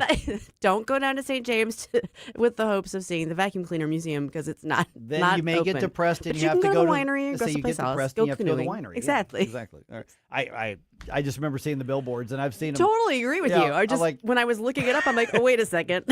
As you can tell, I have never gone out of my way to go to the Vacuum Cleaner Museum. Yeah, let's let Chuck Grassley know not to come visit for that. I love museums. Yeah, I do. me too. I love a museum, but that one did not. That one did not. What are the souvenirs they sell? I mean, what kind of keychains are you going to sell for that? I don't know. I mean, what kind of bumper stickers? No, I don't want to go there. No, Okay, that's let's not do that. inviting some problems, Yeah, Mike. it is. All right. Let's go on to some other news here. Okay. A $16 billion data center project is withdrawn in Pacific. So BLE Land Holdings withdrew their zoning variance application on Friday. They were asking for a change to build the project along basically Highway O and Phelan Road. is really where they wanted to put that. So just the south part of Pacific right there. Yep. Pacific is among the communities that have passed a moratorium on accepting data center applications. So here's the thing is, according to published reports, the company could still look for land in other parts of Franklin County, but there are no proposals submitted anywhere else right now. So it's not a matter of it's done and gone away, but it looks like it probably is in the city limits of Pacific. Right. And the Department of Conservation, State Department of Conservation, did, I guess, one of the reports and impact studies that are normal for this sort of project, and essentially said it would disrupt a bunch of wildlife, at least in that location right there. And then, of course, you have all the other controversies around data centers as well. So, okay, Israel rejecting the Board of Peace's proposal for a plan in Gaza. And Israel says its concerns whether Hamas will actually disarm. You think? Legit. Yeah, Hamas is not going to disarm. Okay. Israeli Prime Minister Benjamin Netanyahu saying that it needs to be genuine disarmament, not fictitious disarmament.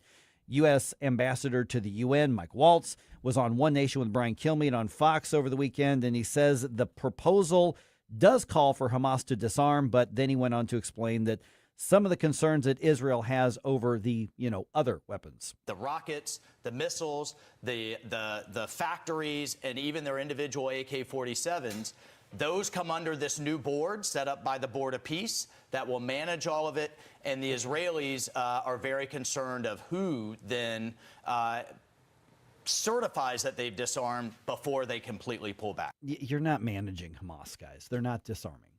I mean, we how many decades do we have of evidence of this? It's just not going to happen. So, yeah. I mean, I don't think they're going to voluntarily agree to it. So it's No. And even if they do agree to it, there would be absolutely no follow through, or it would be done in a clandestine way. I mean, that would be one of the most foolish things to do, is to say, okay, we're good. Hamas has laid down their arms. No. Yeah. All right. The U.S. Senate has left Washington, and they are now on recess. They'll come back sometime next month. I didn't get the exact September date. 14th, I want to say. Something like that. They left without passing the Save America Act as demanded by the president. Senate Republican leaders say they plan to implement parts of the bill into a budget reconciliation act, but they do not have the votes to pass the Save America Act outright. Correct. Is where that's at. All right. Former Missouri Attorney General candidate Will Scharf. Remember him? He's been on the show a few times. He has a new gig starting next month. Over the weekend, President Trump announcing that he has promoted Scharf to White House counsel effective September 1st. He's currently the White House staff secretary, and he is a former federal prosecutor, and he's represented Trump in multiple cases. So when we talk about White House counsel, we're talking about the top lawyer for the White House for the president. Correct. I mean, as far as like getting into this type of law, this is as big as it gets for him. It is.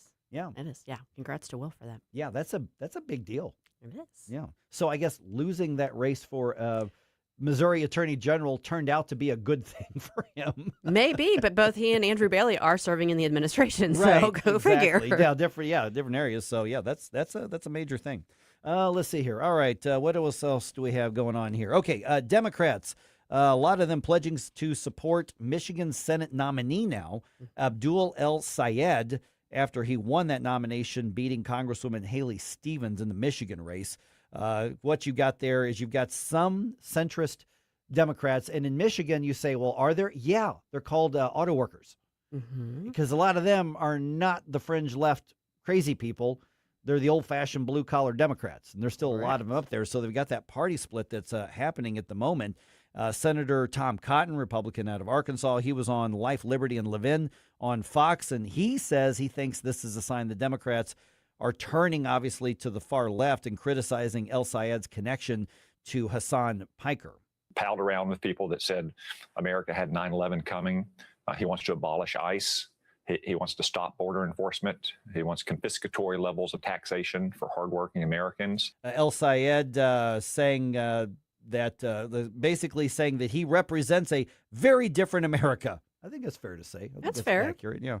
And he tells voters that the Trump family is interested in making billions of dollars off of you. Okay. Yeah. Well, I mean, good luck with that. I don't know that that's going to sell. I think Mike Rogers is probably well positioned in that race. Yeah. Because of the contrast, you're seeing a lot of the centrist Democrats saying, "I'm not going to support that guy." Right. Not all of them are going to vote for Mike Rogers, but Yeah, and I think that, I mean, I don't know that much about Michigan politics, but it seems like had the nomination gone the other way, that Haley Stevens was probably in a very good position, would have been in a good position. I think so. To run there, but because they've nominated basically a leftist extremist. Yeah, they've nominated an Ilhan Omar. Mm-hmm. You know, is what they've done. And I don't think that plays in Michigan the way that it plays in Minnesota, but we'll find out. I mean, it might play in Detroit. It might play in some of the college Dearborn, towns. In Ann Arbor even, but it's not going to play in the state at large, I don't think. Yeah. Well, it's going to be fascinating to see what happens here. All right, the national average price for a gallon of gasoline as of this morning, AAA says, is $4.01. I filled up yesterday for $3.16 a gallon. 16, really? Yeah, there's a gas station over on Mid Rivers that's got a kind of doing a loss leader thing, and it was crowded. It was quite crowded. Because I saw $4.99 on the Illinois side in the Fairview Heights area. $3.16. Yep.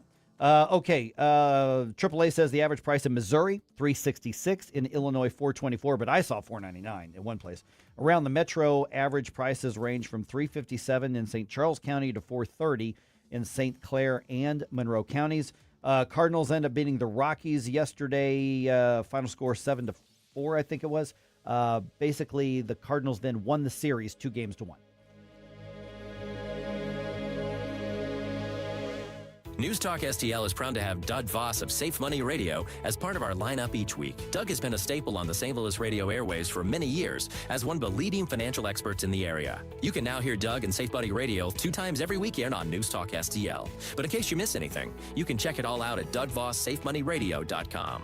You could also reach Doug at 844-676-SAFE. That's 844-676-7233. Doug Voss is a registered representative. Securities offered through DHL Securities, LLLP, member FINRA and SIPC. There's something magical about walking into your backyard and knowing your family is completely safe and secure. Hi, I'm Sean Long, owner of STL Fenceworks. That's the feeling my team and I have been creating for metro area families for more than 50 years. Whether you're adding your first fence or finally creating the outdoor sanctuary you've always wanted, we offer premium vinyl and stunning ornamental options, all designed around your family's specific needs and lifestyle. While other companies struggle with supply delays and rising costs, we've always proudly used all American-made materials, which means better pricing and faster installation for you. Our experienced craftsmen exemplify our motto, your satisfaction is our passion. From Warrenton to Wildwood, your neighbors trust us because we live here too. And we care about your project as much as you do. Right now is the golden time to build with flexible financing options and a commitment to completing your fence on time and on budget. Visit stlfenceworks.com. KLGY HD3 Clayton, K270BW Bellefonte, KNBS Bowling Green. This is News Talk STL at 1019, 94.1, and always streaming at NewsTalkSTL.com. Breaking news this hour from Town Hall. I'm Rich Thomason.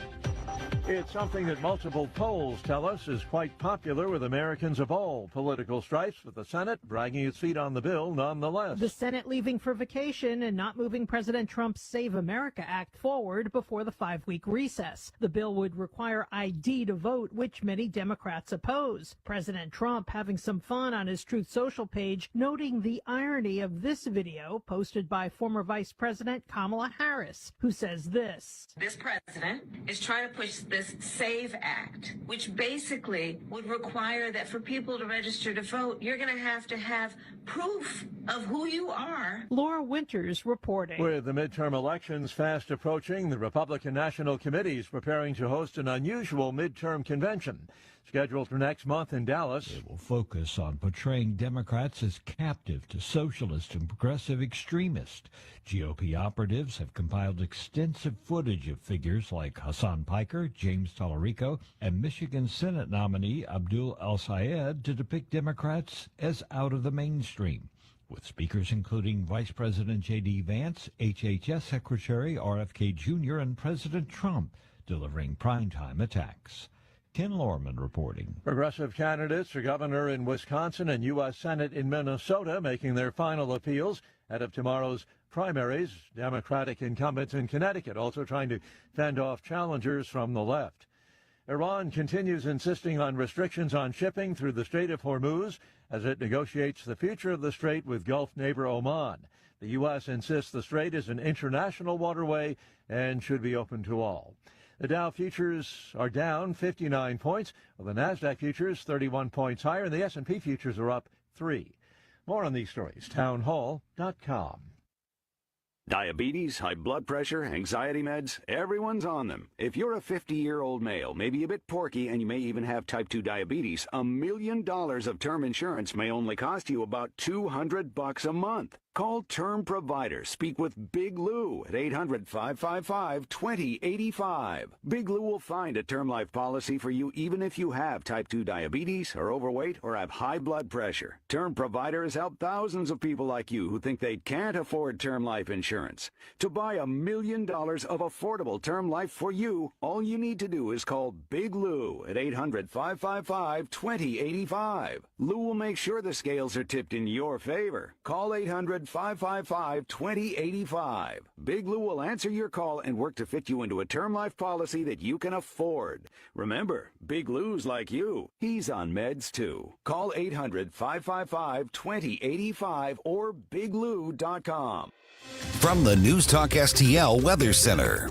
We're in the midst of yet another heat wave. In fact, temperatures this afternoon going to be even hotter with a high of 97 degrees. We are under an extreme heat warning, and you can expect the heat index to reach as high as 107 today. Very light winds, mostly sunny skies. We only fall to about 79 degrees overnight, and then we do it again tomorrow with that excessive heat. Please be cautious if you are outside. Take frequent breaks indoors or in the shade. With your first alert forecast, I'm meteorologist Leah Hill. This hour of News Talk STL brought to you by Window World of St. Louis. For replacement windows, doors, and siding, call 800-GET-WINDOWS. That's 800-GET-WINDOWS. Mike Ferguson here. Retirement should be a time you can relax. No more stress from work. But there's one thing you can't forget about when retiring. That's your money. Do you have enough saved to fund your income for life and keep up with inflation? How will you claim your Social Security benefits? And what about long-term care? The ClearPath Wealth Management Group at Stifel is here to help answer all of these questions. You can hear their latest views on the markets and investing during On the Money, hosted by Stifel financial advisors Bob Stockdale and Eric Robert, every Saturday morning at 9, right here on News Talk STL. They can help you get organized, guide you through critical retirement decisions, and create an investment portfolio designed around your needs. To schedule your free retirement plan consultation, go to clearpathinvesting.com. That's clearpathinvesting.com, or call 636-695-2650, 636-695-2650. Stifel Nicholas and Company Incorporated, member SIPC and NYSE. Mike Ferguson. I don't know how to put this, but I'm kind of a big deal. Susie Moore. They look very aggressive. I think they want to beat me up. Get up, St. Louis. So it's time to get out of bed. Pour yourself the greatest cup of Kofifi the world has ever seen. Rise up with one voice, drain the swamp, and take back our country. Today's the day we're going to do it, and it's time to do it right now, believe me. Mike Ferguson in the morning on News Talk STL. Okay, so I'm sound asleep around 11:30, 11:35 last night. Then I wasn't sound asleep anymore. My phone goes crazy. Now, normally if like somebody sends me a text or something in the middle of the night, I'll find it the next morning. Yeah. But when the Amber Alert happens, and I don't think there's any way to get this off your phone. No. They're programmed into where you cannot say, okay, I don't want these. Those, and I think the presidential emergency alerts are like the two things you cannot get rid of off your phone. I mean, if there's a way, let me know. But it's just buzzing and going off, and it's lit up, and it wakes me up. And I'm a fairly heavy sleeper. Yeah. And they've just kept going and kept going and kept going. And even though I have the ringer off, it's buzzing, and it just won't stop until you actually do something that tells me how sound asleep I was, because it did Yeah. not wake me up, and that's unusual. So I'm looking at this, I'm like, okay, so I hit the thing and then roll over and go back to bed. Amber Alert. Mm-hmm. And I hate that I become that desensitized to them. Yeah. Yeah. Kind of defeats the purpose. Right. It's like when the alarm on my phone goes off, and it used to go off. Now I found a way to switch it off. Flood warning in your area because it's going to raining. I used to get those all the time. And so you can't get rid of this. But now I just found out, because you saw this on one of the local TV stations, and I look, you're right. A woman is facing charges for filing a false police report that led to the Amber Alert. We just had this happen a few months ago, too. Yeah, don't do that. Remember the big thing in like Afton? Uh-huh. And so, according to the police department in the city, officers were called to basically South 4th Street in Choteau. Mm-hmm. About 10:30, which tracks, because I got the alarm about 11:30, 11:35, after receiving a report from a mother who said that somebody in the Dodge Charger had stolen her vehicle with her 1-year-old child inside. Mm-hmm. Hence the Amber Alert. And so they were using, camera systems and real-time trackers, et cetera, et cetera, et cetera. And police said the suspect identified in the incident told dispatchers there's no child inside the vehicle, and then he intended to surrender to police. Okay. So during the search, police located the vehicle. It was all the way out in St. Charles. I mean, it took it a long way. Mm-hmm. Vehicle was seized. Suspect was taken into custody. No child inside. Okay, so then during the investigation, the police determined the vehicle had not been stolen. The mother did not even own the vehicle. Mm-hmm. Do we know she's even actually a mother? No. Do we know that the child exists? I don't know. Wait a minute. Officials confirmed the child was safe, and the reported abduction was completely fabricated. And so the 25-year-old woman is the mother. Her name's not listed in the story here. Mm-hmm. So she was arrested for making a false report. They're still investigating. And then this is, again, second time in recent months. The police have gone all out for the Amber Alert based on one of these reports. And when this happened before, you get so mad at the people who file the false report because, first of all, police, almost every available detective in St. Louis County rushed to Afton for this last one. Yeah.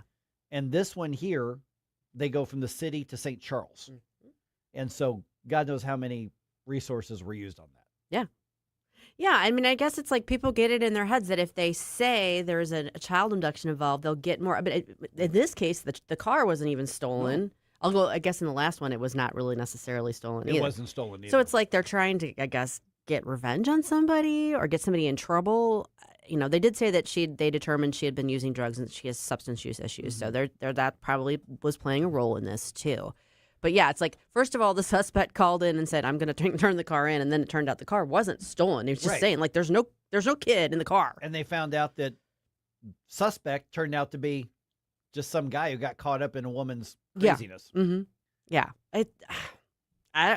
The good thing is she's going to face consequences for this. I haven't looked to see what was the continued fallout of the Afton situation, but I'm hoping and assuming there's, at least some criminal consequence for it. You can't do this. You can't. And this can't be one of those where you just say, okay, nobody got hurt, no harm, no foul. No, there is harm. And I'm gonna admit one of my bad reactions is that I looked and saw it was an Amber Alert, and then I didn't even read it. I just clicked, swiped the thing, and that's what I do with them now. And I know I shouldn't. I don't do that, but I just didn't hear this one. So this morning when I opened it up and saw that it was there, I did look to see to have in my head what it was they were looking for. And at that point, they hadn't said it was a hoax. Right. So in my mind, I was like, okay, Dodge Charger with Illinois plates, whatever. With stripes or whatever it was. I wasn't going to go looking for it. No, but. No. And I'm like, but we've seen enough of these cases. Even if they're the minority of cases, that's still my reaction. I think it's like we're turning into the boy who cried wolf. Exactly, and that's the reaction that we've had, and we shouldn't, because I think the concept of the situation is obviously something that's real. If you can put hundreds of thousands of eyes out there looking for something, you've got a chance of Yeah, I mean, and when you're talking about particularly a young child being at risk, that sort of thing. I mean, like every second counts, and because the longer that person is not accounted for, the more danger they are in. And then when somebody does something like this, or like the Afton situation that was 2 or 3 months ago, then what happens is people just become more and more and more desensitized to it, and it becomes more of a eye roll sort of thing. And one of these days, there's going to be one of those where we're going to do that, and then the person's going to drive right by us, and not even look at the thing. So that's one of the harms. Agreed. I mean, this type of thing, I think people ought to go to jail for. I mean, to be real honest, I think you should. I don't know. Well, abuse of emergency systems is illegal. I mean, you can't. So I can't imagine that there wouldn't be some sort of.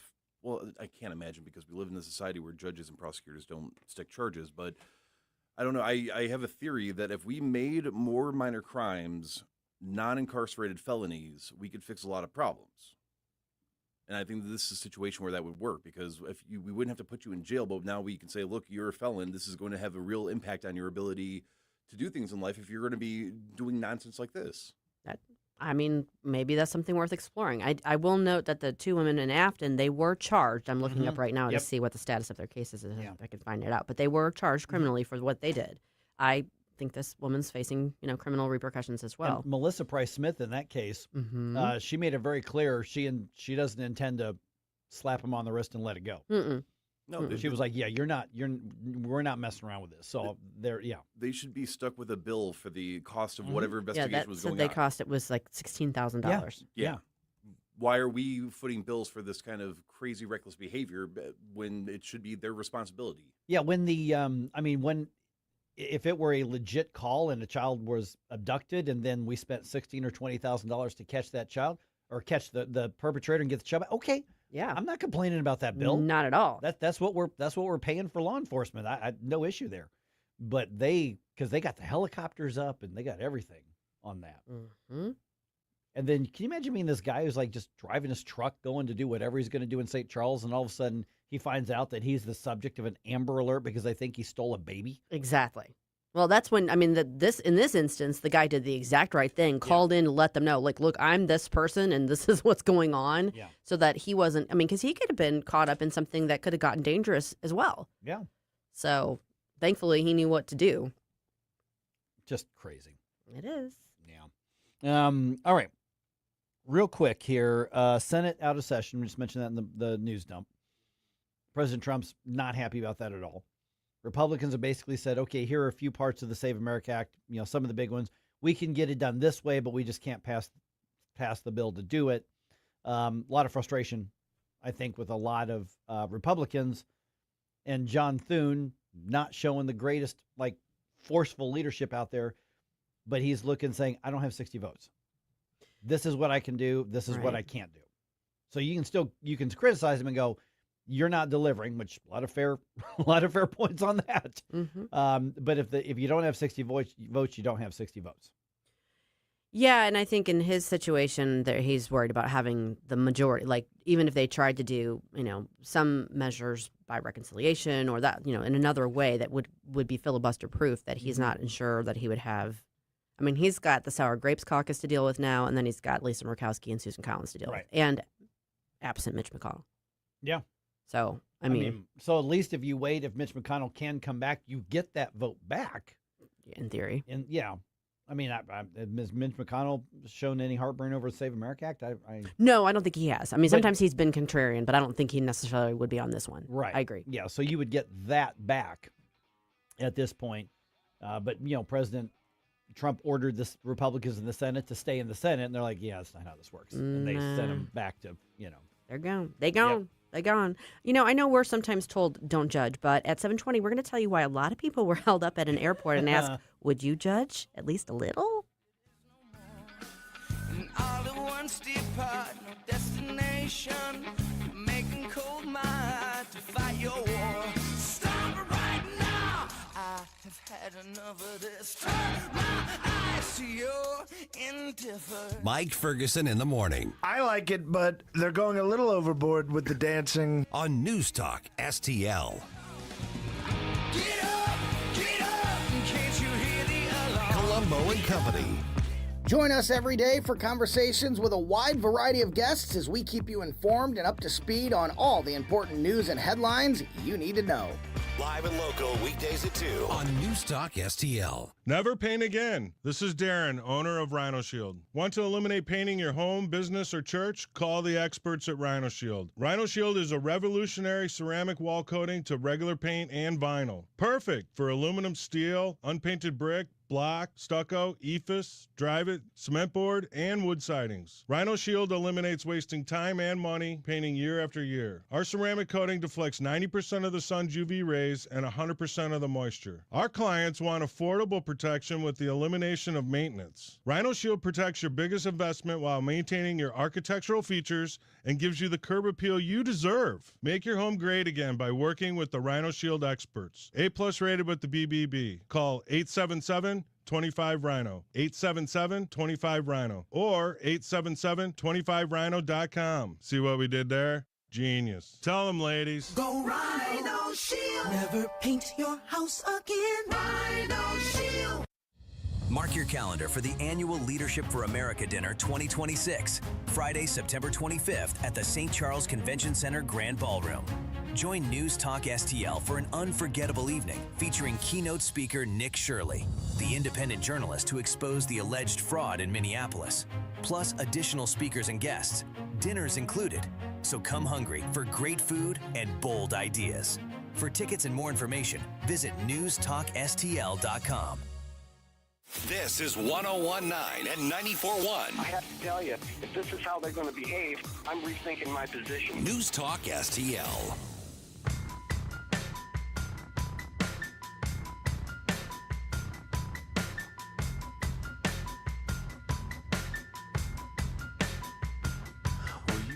Good morning, Missouri. It's your boy Joe Pags. I'll talk to you tonight at 10. But right now, let's get back to Mike Ferguson in the morning.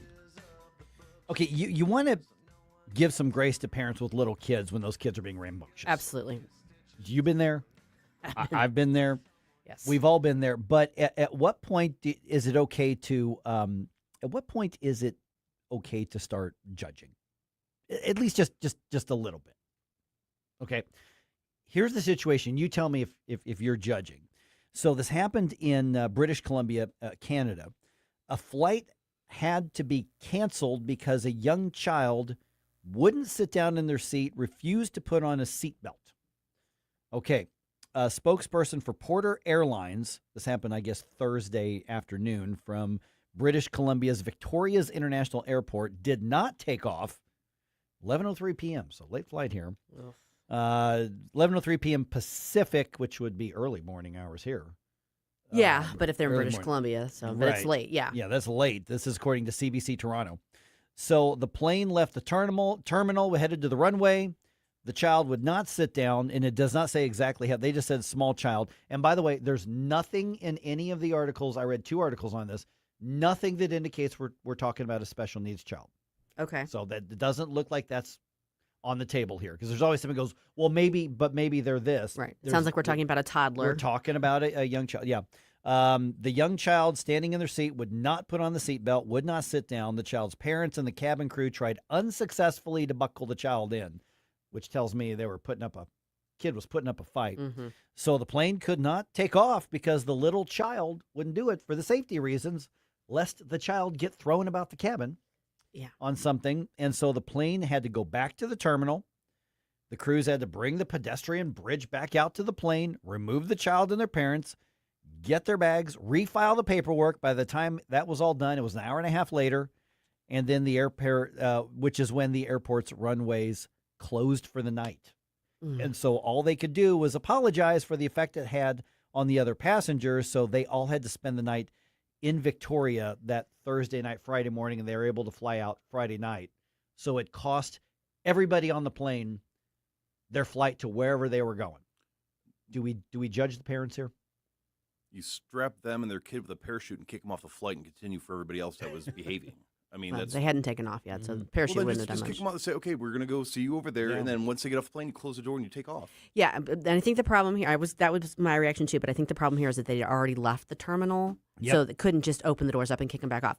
Now, I'm going to say something here. It sounds like from what you're saying, the parents were trying very hard to get this child to comply. Yes. As opposed to just like not acknowledging that it was an issue. Right. And at a certain point, if you're away from the gate, you are kind of stuck. Like, okay, you're going to have to remove them from the plane. So I understand logistically what happened here. As far as judging the parents, you do have to wonder, like, what the parenting is like generally if they literally are not able to get their child to comply with this. Yes. So I don't have the article in front of me. How old was this kid? We don't know. It never says. It just says young child. It says small child. Okay. So old enough to stand up on their own. So clearly, I mean, at least big enough to some degree to be able to put up a fight. But I mean, I don't have kids. You guys do. So correct me if I'm wrong. But I spent a lot of time with my younger brother, who's almost a decade younger than me, and I've been around a lot of other people's kids. Discipline starts at the home. Oh, 100%. If they're acting like this in public, then they're probably acting like that all the time at home, and you are a weak parent for not getting that behavior corrected. That's why I'm asking. And do you judge a little at least? And that's why. And that's why I was saying it does sound here like at least the parents were trying to get the child, like they weren't just because you see some instances where the parents are just letting little Johnny or Susie run around like idiots and they're not doing anything. It sounds like they were trying, but if they don't have control over their child, then that leads me to believe they probably are not doing a good job in terms of setting limits and boundaries and disciplining their child at home. That Agree kid with does you. not know who the boss is. Correct. Well, and I can understand, if maybe it's a situation where this is the first flight ever, the kid's nervous or freaking out, they don't know what's going on. I've been on planes where once your ear pressure starts changing, then all of a sudden the kids are. Sure. That's completely different, though. You have to being on a plane with your kid is not the first time to figure out, oh, my kid's not going to comply on a plane. You do practice stuff. You take them out. You see how they behave. Like, you know how your kid is generally what they're generally like, and you're still selfish enough to subject everybody else. Not only that, but to have to witness you're fighting with your kid like a moron, but then you're also sitting there and rooting the flight for everybody else. Yeah, for like 24 hours. Right. 24 hours. I mean, to that thing, like if I get on a plane and I see little kids or babies, I'm like, crap, because you know that the pressure thing is, it hurts them. It does. And you know you're going to deal with some crying, but there's nothing you can do about that. I mean, it is what it is, and you don't worry about it. But when you've got this case where a kid's being a little terror, like you see it, like where else have you seen that? Like, for instance, at a restaurant. I was about to say some not super fancy restaurants, but some nice sit-down restaurants. Right. But you will see those. In that instance, the people can be asked to leave. The people can leave, and it doesn't, it inconveniences you momentarily. It doesn't end your meal. It doesn't prevent you from being someplace you're supposed to be. Yeah. When I see the parent like pick up the child, we're going to go out and take them out because they're worried about everybody else. I'm like, okay, good on you. Correct. Because kids can be rambunctious. Like, it's the ones who will not acknowledge that you're ruining things for everybody else, and little baby is far more important than anybody else. Right. And I don't know if these parents fall quite into that category. That's why I'm judging lightly, because something that you said made me think like the parents genuinely were trying to like get their kid. That's what the line in the as opposed to just said. like, well, I don't know, what are you going to do? Yeah. But the fact that they weren't able to get their kid to behave and comply tells me that they are not doing a bang-up job at home of enforcing discipline and showing the child who is in charge. Oh, these parents are absolutely weak parents. I can tell that right away. If you are struggling that hard with your kid to where the flight people have to say, get off the plane, you are absolutely a failure as a role model and as the parent in the situation. And I'm old school parenting habits have changed, and times have changed. But I vividly remember when I was very young, I had to have been 3 or 4 years old. I was misbehaving a lot, and somebody that was at the store where I was behaving didn't threaten me, didn't imply violence, but came over very sternly and said, "We don't act like this here. You need to knock it off." And that, okay, I can't act like that because now my parent is not giving me permission to do that. I don't think if somebody on that plane had gotten up and said to the kid or to the parents like, "Hey, knock it off, you're on a plane," that I think the parents would have switched their anger at the person if they tried to intervene. Possibly. I mean, it's hard to know. Like I said, I'm judging lightly because there was at least, it seemed like an effort, but that does tell me the parents probably have an issue with discipline at home. Right. I will also say this, I'm just going to play a little slightly devil's advocate, having been in that situation, when you've got a 3-year-old who is pitching a fit and it's just you, and you're trying to get milk and pay for it, and you don't have any other way to do it other than shoving the kid under your arm and holding it in like this while you're trying to get your money out. yes, I've been in that position. She wasn't necessarily prone to those sorts of fits, but she was having one that day, and there was nothing I could do because I couldn't go home without the milk because she needed the milk, and I couldn't leave her in the car. So it was like I was stuck. I got out of the store as fast as I could, sat her in her car seat very firmly, and looked at her, and I brought out my like devil voice. You will never do that again. And it did scare her, and it got home. But it was like there was that moment of panic where I was like, I've got a kid having a meltdown, and I don't know what else I can do right now. Yeah, but you know what people saw in the store? Was a grocery store? I'm It was assuming? like Walgreens, yeah. And what they saw is mom's dealing with it. Yeah, That's I was what they dealing saw. with the best I could. Yeah. But I have a lot of empathy for parents who are suddenly faced with screaming toddler because it can be hard to deal with. But well, and I'm not trying to imply that kids are not going to throw tantrums from time to time, or that if they're going to be cranky and or if they're just bored they start acting up. I understand that that's natural little kid behavior. But if it's a consistent theme where every time you have to go to the store, they act like that when you're trying to get milk, or is your next instinct I should bring this on a plane with me? Oh, absolutely not. And I liked your suggestion about, particularly for traveling, maybe practicing, maybe doing a little bit of preparation so the child is mentally prepared for what they're going to be experiencing. It's going to sound really stupid, but when I was a really little kid, I wanted to ride the bus. I don't know why, but I thought city buses that's were cool. very common. And what my grandparents did with me is that they would take me for just short sort of drives around to make sure I could actually physically sit still and not be all chaotic in the backseat of the car before they finally took me to the bus. And then eventually I get to ride a train, and I like trains now. But if I had been acting like a maniac or they couldn't get me to sit still, I don't think that they would have thought, yes, let's put him on a bus with everybody now. Yeah, no, and especially when you're talking about airlines because of the fact that everybody's so interdependent. Yeah. That is, practicing ahead of time and talking about it with the kid and having the kid mentally prepared for it is a really good idea. If I'm on that plane and I can't get to where I'm going for 24 hours and I've missed God knows whatever connecting flight or whatever event, I'm judging probably out loud on that plane. Those parents are. I have a feeling that there were a lot of people who did. They knew what everybody. They heard it. Yeah, I suspect they heard it. And they can't complain about hearing it. I tell you, talking about to the training, kind of an unrelated story. I was a single parent. I became a single parent when my daughter was 4. And you had 2 to corral. Yeah, my son was 6 and my daughter was 4. But before before the first wife walked out. They were like 3 and 5, and they were, when the divorce was final, they were like 4 and 6. And so we had this little tiny duplex. We called it the shoebox that I lived in for years with them when they were really little, just us 3. And so I'm trying to teach them how to be by themselves at the house so I could run some errands. And so I was testing. In the first one, I'm like, okay, I'm going to run up to Quick Trip, which was literally 150 yards away from where we were. And they were like, you're big kids. And we went through the whole thing. And I'm like, okay. So I'm going to shut the door. We're going to lock the door, and I'm going to go over here, just over to the Quick Trip, and get whatever treat I was going to get for him. I said, now remember, you don't answer the door. And we went through it. Okay, what happens if somebody knocks on the door? No. Okay, all right. And so this was just a test. I was literally going to go there and back. It would take me about 2 minutes, 3 minutes. And so I walked out. I locked the door. I'm like, okay, remember, that's right. I waited 30 seconds. Knocked on the door. Guess what happened? They opened the door. Hey, Not ready. Daddy. And I went, guys. And they're like, not ready. And then they're like, oh, yeah. But good. You were testing it out, and you learned they're not ready for this, and that's a good thing. Ready in the least bit. Yeah.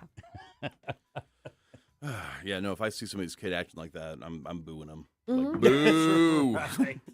Now, in other news, he's about to flip a blue congressional seat red. 7:35, soon-to-be 5th District Congressman Rick Brattin updates us on the campaign and what's ahead in the next Congress. The fingers pull your stitches tight, but knowing someone's secret is not enough. Mike Ferguson in the morning. Someone in that control room is out of control. On NewsTalk-STL. From the NewsTalk-STL Weather Center. We're in the midst of yet another heat wave. In fact, temperatures this afternoon going to be even hotter with a high of 97 degrees. We are under an extreme heat warning, and you can expect the heat index to reach as high as 107 today. Very light winds, mostly sunny skies. We only fall to about 79 degrees overnight, and then we do it again tomorrow with that excessive heat. Please be cautious if you are outside. Take frequent breaks indoors or in the shade. With your first alert forecast, I'm meteorologist Leah Hill. At Body of Health, we're a small but mighty family operation with big ambitions for your health. I'm Helene Tobler, and I'm jazzed about how our MRI-grade body composition analyzer is putting personalized health and wellness on steroids. It helps me and Dr. Tobler, that's my husband, refine the advice we give to help you feel better and live longer. Body of Health, trusted, discerning, affordable health care the way it ought to be. Learn more at bodyofhealth.com. That's bodyofhealth.com. Larry Connor's Commentary, brought to you by Vincent's Jewelers, offering a wide selection of jewelry, including lab-grown diamonds, affordable earrings, bracelets, necklaces, and rings, up to 75% off their natural counterparts. Visit vincentsjewelers.com. This is Larry Connor's Commentary on News Talk STL. At the University of Cambridge in England, the students are supposedly the best of the best. Professors even better, supposedly. Now word a professor wrote a research paper claiming it was his original work. Then came allegations of plagiarism. He has resigned, not admitting anything wrong, but resigning for the good of Cambridge. Supposedly he had been nonverbal until age 11, illiterate until 18, got a PhD at Cambridge, and in 2023 became the first black professor at Cambridge. There it is. He was hired to be the face of DEI. At Harvard, there are reports the head of the Harvard DEI program was guilty of mass plagiarism, even stealing from her husband's work. And don't forget, just a couple years ago, Harvard's first black woman president resigned after accusations of plagiarism. And let's not forget reporters who plagiarized. CNN's Fareed Zakaria, and just recently a New York Magazine writer. To each and every one of them, I say, the first man, Adam, had a good thing. He knew anything he said no one else had ever said. And you can quote me. Make sure you don't quote me, quote Mark Twain.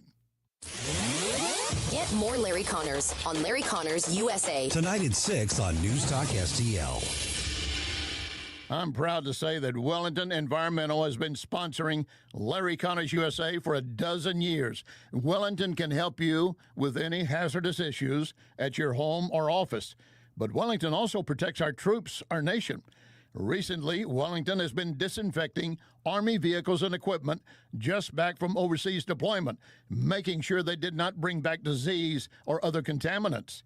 Wellington is also working on some classified jobs with Boeing and has for years. One hospital had issues with possibly contaminated water. Wellington is on the job. In addition to all these big jobs, Wellington can make sure there are no health hazards in your home. He's done it for me. So I'm more than glad to endorse Wellington Environmental. Check them out, environmentalcare.com, environmentalcare.com. Wellington Environmental, your world cleaner, better, safer. Be well with Wellington. Someone had a birthday. Yep, 50. Can't believe it. 50 years of wisdom. Great segue. We have a health reminder from the CDC. Pneumococcal vaccination is recommended for adults 50 or older. Says here, we're over 6 times more likely to be hospitalized with pneumococcal pneumonia than adults under 50. I don't love those odds. Same. Look what I found. Pfizer's Prevnar 20 is proven to help protect adults against pneumococcal pneumonia and invasive pneumococcal disease in just 1 dose, and millions have already gotten it. Continued approval may depend on a supportive study. Don't get Prevnar 20 if you have a severe allergy to its ingredients. A weakened immune system may lower your response. Common side effects include injection site pain and swelling, fatigue, headache, muscle, and joint pain. For full prescribing information, please call 1-855-213-2138. Visit Prevnar20.com or talk to your doctor or pharmacist. I'm on Prevnar20.com now, scheduling my appointment. Good idea. And happy 50th.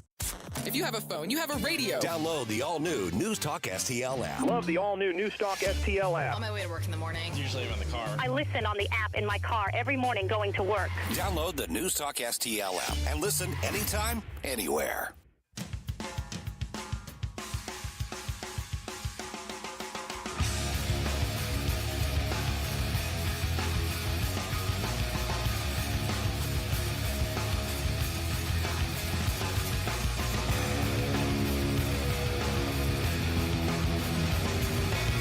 Let's get back to all this madcap mayhem with Mike Ferguson in the morning. But don't forget, stick around for Jones and Arps every Monday through Friday, 4 to 6 p.m. Here's the reality. Come November, Missouri is going to have another Republican in Congress, and State Senator Rick Brattin is the one who's going to flip the newly redrawn 5th District from blue to red. Mm-hmm.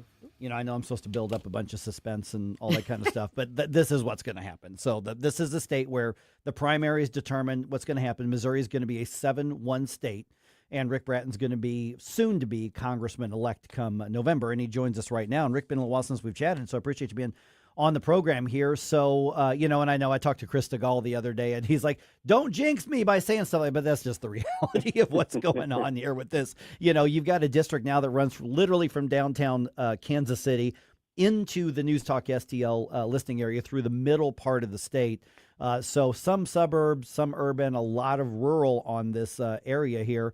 And what you've got now is, I don't know whether you're going to walk into still being in the narrow majority, or if you're going to be dealing with a split house, or whether you're going to be dealing with a possible narrow minority. I mean, anything could happen in the midterms. And so as you're preparing, yes, I know you're preparing for the general election, but when you're preparing to go to Washington, D.C., how do you incorporate that into the issues you're building and the groundwork that you're laying to head into Washington?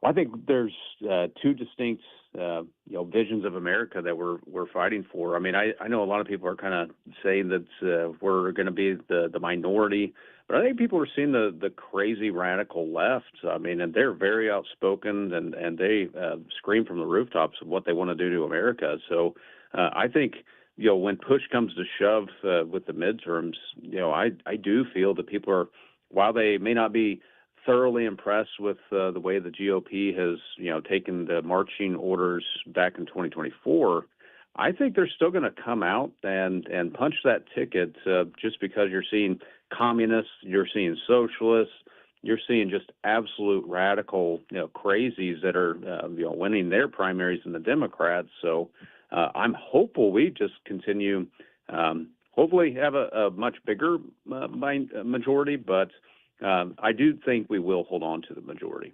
Good morning, Rick. This is Susie Moore.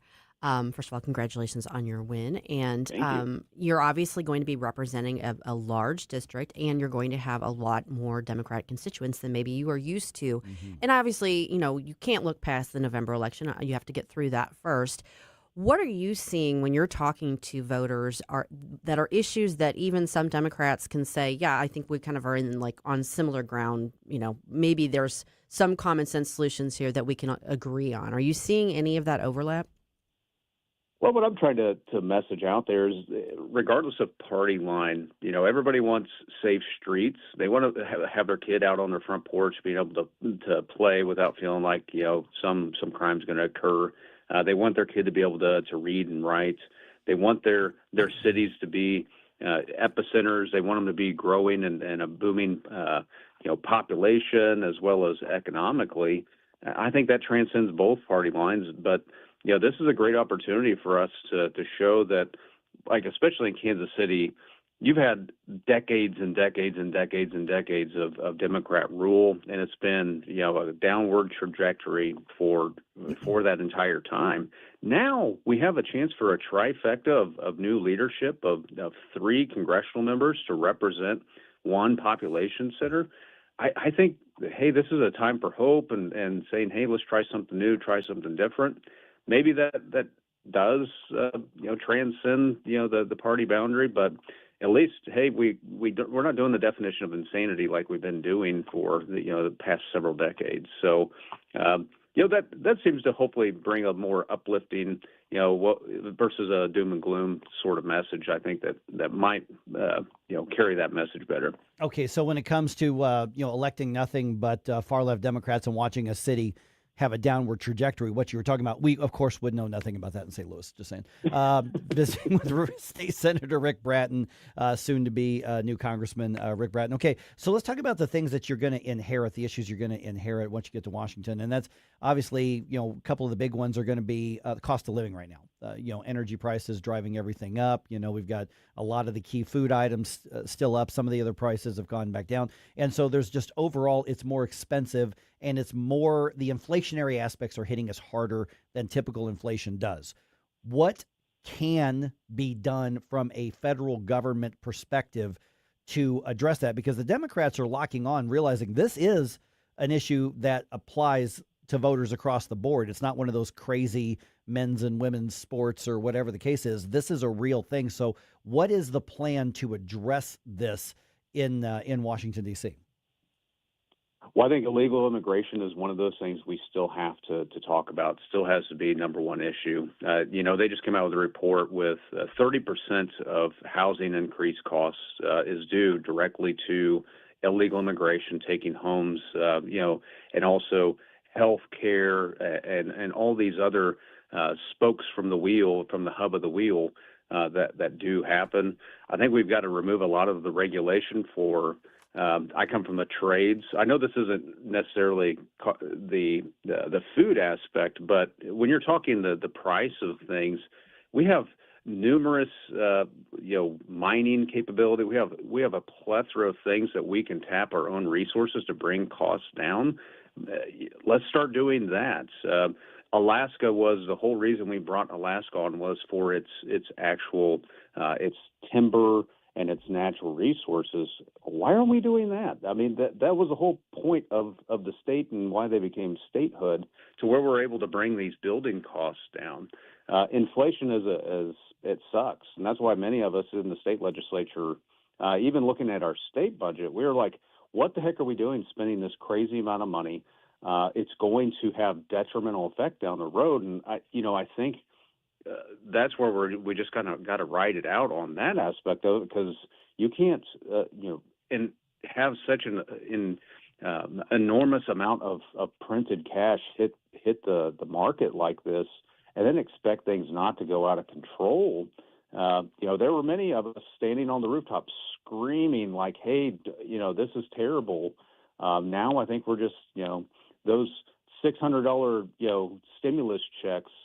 They were terrible, and now that stimulus is now just to the detriment. So, there's ways we can maybe continue to cut spending, but we're just going to have to ride a lot of this out because of past policies that, again, like the state of Missouri, we're looking at budget cuts. Well, we also inflated our budget with operating budget with one-time money from the feds, and the feds did the same thing, and it's really wreaked havoc on our economy, unfortunately. So, there are things we can do, but there are other things that it's unfortunate we're going to have to ride out. But energy is another one. We have the capability to remove a bunch of red tape to allow for, building these nuclear plants, even the modular ones, and being innovative in that. I don't think we necessarily saw the AI boom like we have seen, and everybody was kind of caught with their pants down on the energy need. So we've got to do everything we can to expedite the process to get these things online. So there's a few things we can do, but again, a lot of it's just terrible past policy that, we're just reaping, it's the reap what you sow, mentality. I know you may not have the ultimate say in this, but do you have particular committees or areas that you've got your eye on once you get to Washington? Well, I'd love to serve on armed services with Whiteman Air Force. With it's such a huge epicenter for the government's defense spending and our base right here to make sure we maintain our bases. I'd love to be on that, but I just want to be a part of the process. I want to be how we can move a conservative agenda forward. So I'll serve at the pleasure. I know the structure of how you get on committees is completely different. It's not like you just like in the state, you put your best wanted 3 and hey, you just get those. It's totally different structure there. But I know armed services is a big one. Workforce development. I chaired education in the state legislature. So something to where we're able to expand education opportunities for kids, especially like in Kansas City, to where they're able to get away from an extremely failing district to maybe be able to get a voucher or something to a thriving school. something to that effect, I'd be happy to serve on. Okay, and people want to check in on the campaign. I think we've already tagged you on our social media, Rick, but they want to look at the other issues, got questions, we can get in touch. What's the way to do it? RickBrattin.com. That's my website. You can go to Rick Brattin for Congress on Facebook, and then my Twitter handle is my name. So, anybody that wants to help be a part of the movement, and actually sending conservatives to Washington. Missouri's an amazing state. We've really changed the Overton window and are kind of as we saw with Will Sharf, now he's the number one guy to the president. So, I mean, Missouri has got quite the delegation going to Washington. So I appreciate you having me on. You got it, Rick. We'll talk to you again soon. Thanks so much. Thank you. Take care. Rick. All right, coming up, we're going to do the Past Forward segment. So just in case you were wondering what we were talking about 10 years ago this week, it was the Olympics in Rio. Oh, yeah. Yeah. Because there were some controversies on that. There were. And never fear, for those of you who aren't quite done with your weekend, we do have a National Lazy Day coming up this week.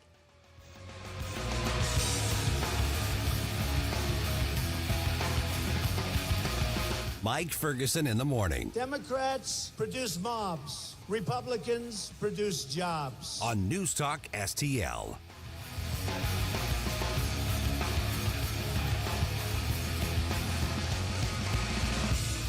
The Herzog Foundation is the vision of its founder, Stanley Herzog, and it exists to promote quality Christ-centered K-12 education nationwide.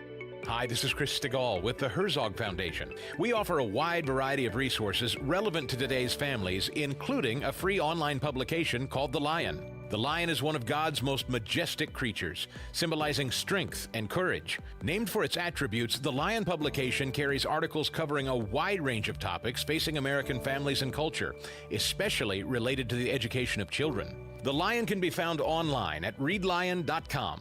That's READ lion.com. Sign up for The Lion at readlion.com and find dozens of must-read articles published every day.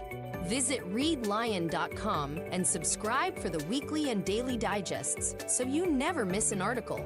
Readlion.com. That's readlion.com. Tim Jones and Chris Arps in the afternoon. We're going to start calling you Scott Randolph Hearst Fawn. You've got magazines, newspapers. Everything you think about the establishment media, you're right. There is a extreme anti-Trump bias, and there's a significant liberal bias. The Trump drives these people nuts. If you're trying to do a fair job in media, the Caitlin Collins of the world make your life harder. Tim Jones and Chris Arps. Weekdays at 4 on Newstalk STL.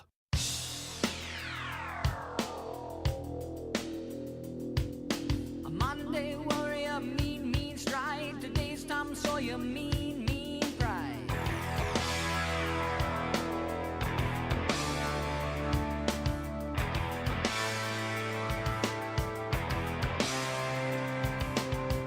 The Mike Ferguson Show is one of my favorite programs. In addition to Larry Connor's USA, catch my program at 6. Now, back to Mike. All right, folks, it's time to rewind the headlines and fast forward to the fun. So, where were we? What were we talking about a year ago this week? Washington, D.C., crime crackdown and federal intervention.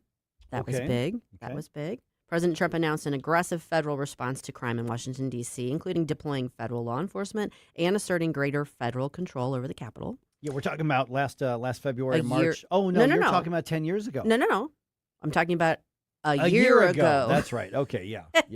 Sorry, I'm catching up here. I know. we've all lost time a little bit, right? Right. So, but that was a big deal. Like, they were really cracking down on crime. This is also in the midst of the immigration kind of crackdown too. But this was more about crime, and because D.C. is a federal district, the administration was saying, we've got the authority to do this. And of course, the left was squawking about it. I think there were lawsuits filed over. But guess what? Crime has really dropped in D.C.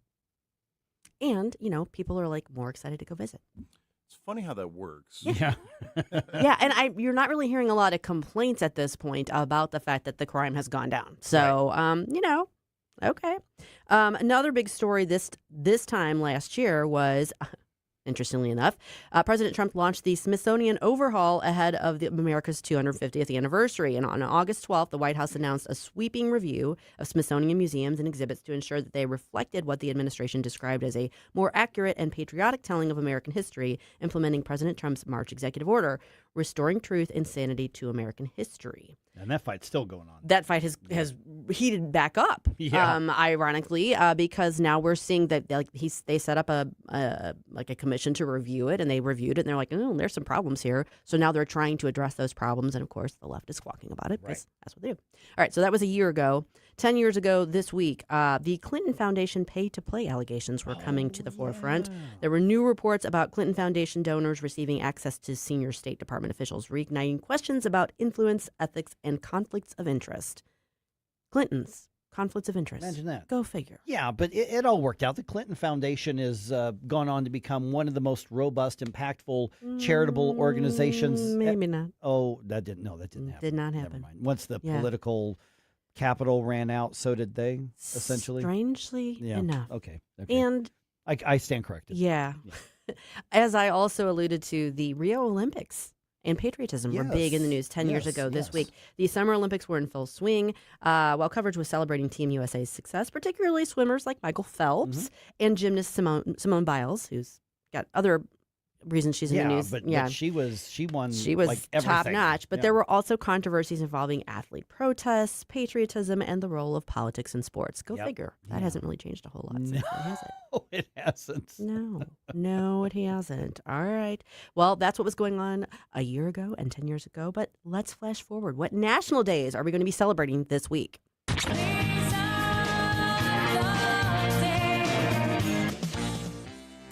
All right. As promised, Mike was highlighting the need for this. Like, you need to unplug and decompress. You need to step away from the news and the politics and just relax. I've got good news for everybody, because not only were you able to do that over the weekend, but today you can continue doing that by celebrating National Lazy Day. Lazy Day. Yeah. I mean, tell me more. Yeah, well, I will tell you more, because I think this is something that we should catch on, okay?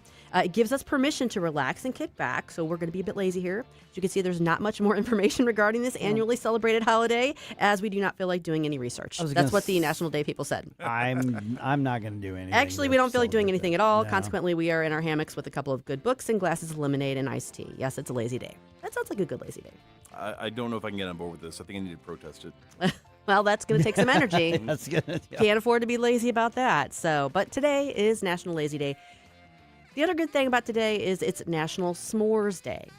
So you could be lazy, enjoy your time in the hammock with a book, and then later on maybe have some s'mores. I mean, that's going to take a little bit of work, a little bit of effort, but you can still enjoy some s'mores. How toasty is the marshmallow in the perfect s'more? Pretty toasty. I mean, I don't like it like charcoal, but I like it to have a nice kind of crispy outside. Say dark crispy, like dark, medium dark brown. Correct. Would be the perfect marshmallow. What about you, Jerome? Black as coal. Really? I want to feel like I'm chewing on charcoal. Yeah. I mean, the chocolate does kind of help offset it, and the graham cracker does too. But I just kind of like that hint of it. I can't understand why people don't when they don't roast them hardly at all. It's like, what is the point of that? I don't know. I don't get it. All right. Well, those are the days today. Tuesday, it's National Play in the Sand Day. Well, I mean, you're winding up beach vacations. Why not? Sure. Why not? Yeah. Well, go make a sandcastle. Yeah. Have you ever made a sandcastle? When I was little, yes, that was true. Yeah, see, my son and his family live in Florida, and real close to the ocean, so I get a lot of pictures from the ocean, from the sand, playing in the sand. Yeah, I had a backyard sandbox. So I did too. Yeah, so not always sandcastles, but I was always playing in the sand. Yeah, and then there's always that moment where you're like, I got sand in my mouth somehow. Yeah, that's right. There's nothing worse. It's like, tomorrow is also National Presidential Joke Day. Okay. I didn't know there's so many these days I didn't know we needed a day so for. let's put an asterisk next to that one. We should find some for tomorrow. That's a good point. I think we should absolutely do that. Let's celebrate and it nobody in style. is off limits. No, absolutely not. Wednesday is National Middle Child Day. So Jan Brady, this is for you. Okay. My sister can appreciate that too. How many siblings do you have? Oh, there's 4 of us total. So there's 2 middles I'm the baby. Yeah, see, I'm the older of two. We didn't have Yeah. that. What about you, Jerome? I guess I'm a I've got an older brother from my dad, and I got a younger brother from my mom. So you're the middle child. You're I'm the a middle. Venn diagram. child. Wednesday is your day. It's also National Vinyl Record Day.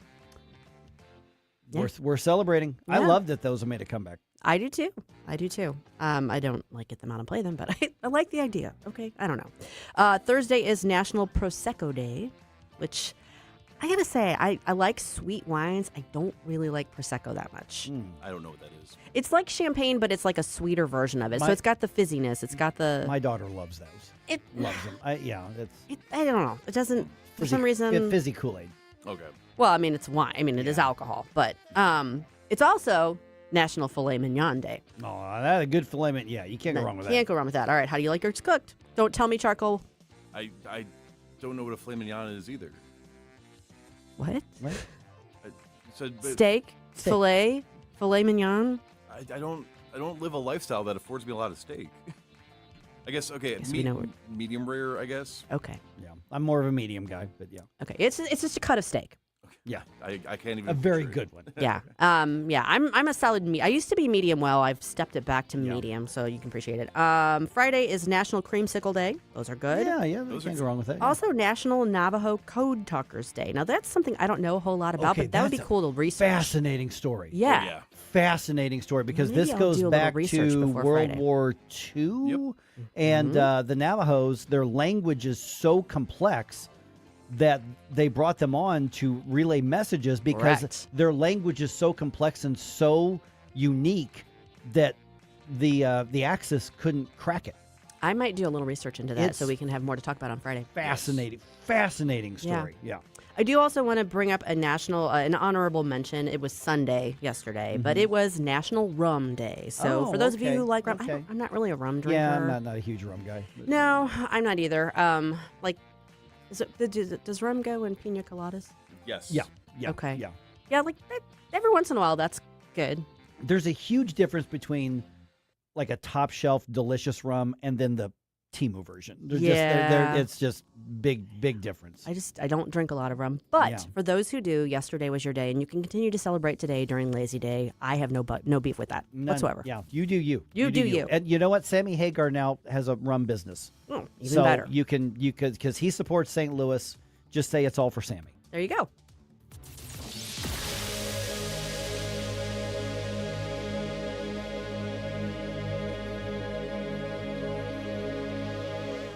Tired of big corporate repair shops? J&J Auto & Tire is family-owned and St. Louis proud. 16 years of honest answers, even when it's not what you want to hear. Digital inspections sent straight to your phone, videos and photos of exactly what we found. No guesswork, no pressure, just a trained service advisor helping you make the right call. Contactless drop-off, loyalty rewards, fleets welcome. All backed by a 2-year, 24,000-mile warranty. J&J Auto & Tire on Page and Overland. Honest repairs, real people. Book today. JamandJAuto.com. Streaming TV is where it's at. It's not about cutting the cord anymore. That's old news. It's all about your customized TV options. With the best and cheapest high-speed internet and your own TV subscriptions, we've got your dream TV lineup. Between wired and satellite internet and TV, you now have tons of options. Save money and get more internet speed and better TV today by calling the Whole Home Connect. We scan your location and offer you the best TV and internet options. And we always have specials and promotions. So when you call, ask about that. Take 5 minutes of your time. Make this free call now and learn how to save money and get better internet and TV for your home anywhere in the U.S. Make this simple and free call now. 800-257-1632. 800-257-1632. 800-257-1632. That's 800-257-1632. KLGY HD3 Clayton, K270BW Bellefonte, KNBS Bowling Green. This is News Talk STL at 1019, 94.1, and always streaming at NewsTalkSTL.com. Breaking news this hour from Town Hall. Amit Thomason saying that Iran is in bad shape. President Trump adds the U.S. is only semi-negotiating with the Islamic Republic and is low-keying the talks. Iran, meanwhile, remains defiant, holding to a list of demands, including an end of the U.S. naval blockade, the withdrawal of all forces, and compensation for its losses. The Iranian regime has chosen a new leader for its National Security Council. Mohsen Rezai is 71 years old and has long held senior military and political roles. And that is significant because there'd been speculation that Iran's rulers would start promoting a new generation of younger figures. Instead, the old guard seems still very much in charge. Mr. Rezai is also determined that Iran should continue to control the Strait of Hormuz. He's publicly stated it's far more important than acquiring nuclear weapons. Some observers suggest he's generally less willing to reach a peace deal with the U.S. The BBC's Paul Moss. More details of Iran and Oman's deal to manage the Strait of Hormuz are emerging. Tehran suggests that any vessels linked to hostile countries will be barred from the waterway. It is a dire wildfire situation in Western Canada. British Columbia has declared a state of emergency as a wildfire continues to race through Western Canada, forcing more than 20,000 people to evacuate from communities along Okanagan Lake. An undetermined number of homes have been destroyed. Officials say more than 100 wildfires are burning across the province, with nearly half of them out of control. And they say the hot, windy weather, along with a prolonged drought, could threaten more communities. I'm Donna Warder. A couple of hundred wildfires also burning in the U.S. On Wall Street, ahead of this morning's opening bell, the Dow futures are down 127 points. More on these stories, townhall.com. Do you owe $10,000 or more to the IRS like Mark? I've been doing home remodeling for 30 plus years, but the economy crashed. I wound up losing my home, losing my job, and on top of that, owing the IRS a ton of money. I owed the IRS $114,000. It really, truly was the worst part of my life. Then Mark found tax relief advocates. On news radio, I heard about TRA, and I thought, what's the worst that could happen? So I picked up the phone and I called them. When it was all said and done, TRA settled my $114,000 debt for $100, and I'm telling you, I was ecstatic. Could not believe it. Would recommend TRA to anyone. If you owe 10 or even hundreds of thousands of dollars to the IRS, don't lose hope. Do what Mark did and call TRA for a consultation. But TRA did. They gave me a second chance, and I'm forever grateful. Visit TRA.com or call 800-575-8924. 800-575-8924. That's 800-575-8924. From the News Talk STL Weather Center. We're in the midst of yet another heat wave. In fact, temperatures this afternoon going to be even hotter with a high of 97 degrees. We are under an extreme heat warning, and you can expect the heat index to reach as high as 107 today. Very light winds, mostly sunny skies. We only fall to about 79 degrees overnight, and then we do it again tomorrow with that excessive heat. Please be cautious if you are outside. Take frequent breaks indoors or in the shade. With your first alert forecast, I'm meteorologist Leah Hill. This hour of News Talk STL is brought to you by Stifel, serving investors for over 130 years. Contact your Stifel financial advisor at stifel.com. That's STIFEL.com. Hi, I'm Rodney Wallner. And I'm Jen Wallner with the Wallner Home Selling Team at Berkshire Hathaway. Hey, Jen, how do you sell your home for top dollar? That's easy. Call the Wallner Home Selling Team at 314-810-SOLD. What if I want a flexible commission plan? Call the Wallner Home Selling Team at 314-810-SOLD. What's the best time to sell your home? Right now, call the Wallner Home Selling Team at 314-810-SOLD. For all your real estate needs, call the Wallner Home Selling Team at 314-810-SOLD. That's 314-810-SOLD. Hey, Colombo here for Intervine, a great local company that has customers all across the country due to the quality of their products. Intervine has the best flashlights, lanterns, headlamps, and even batteries, including the new Monster 2000 Lumen waterproof lantern and the Sentinel 2000 self-defense flashlight. Our home and vehicles are full of great Intervine products, and right now you can shop their website and get 25% off your entire purchase just by using my name, Tony, as your promo code. That's promo code Tony at Intervine.com. Colombo and Company. Join us every day for conversations with a wide variety of guests as we keep you informed and up to speed on all the important news and headlines you need to know. Live and local weekdays at 2 on News Talk STL. Mike Ferguson. Big guy, one of the biggest in the world. Susie Moore. Do you think he's ready? He's not ready. Get up, can't you hear the alarm? Get up, St. Louis. I have a feeling that by the end of this evening, I'm going to be blamed for everything. Mike Ferguson in the morning on News Talk STL. Get up, this is your cousin. I'm kind of fascinated by the sudden interest that a lot of conservatives have now taken in the WNBA. Yeah. And it's all the drama. Of course, and let's be real, most of this upswing in attention has been because of the drama, because of the fights, whether those are legit or staged. I'll just say that.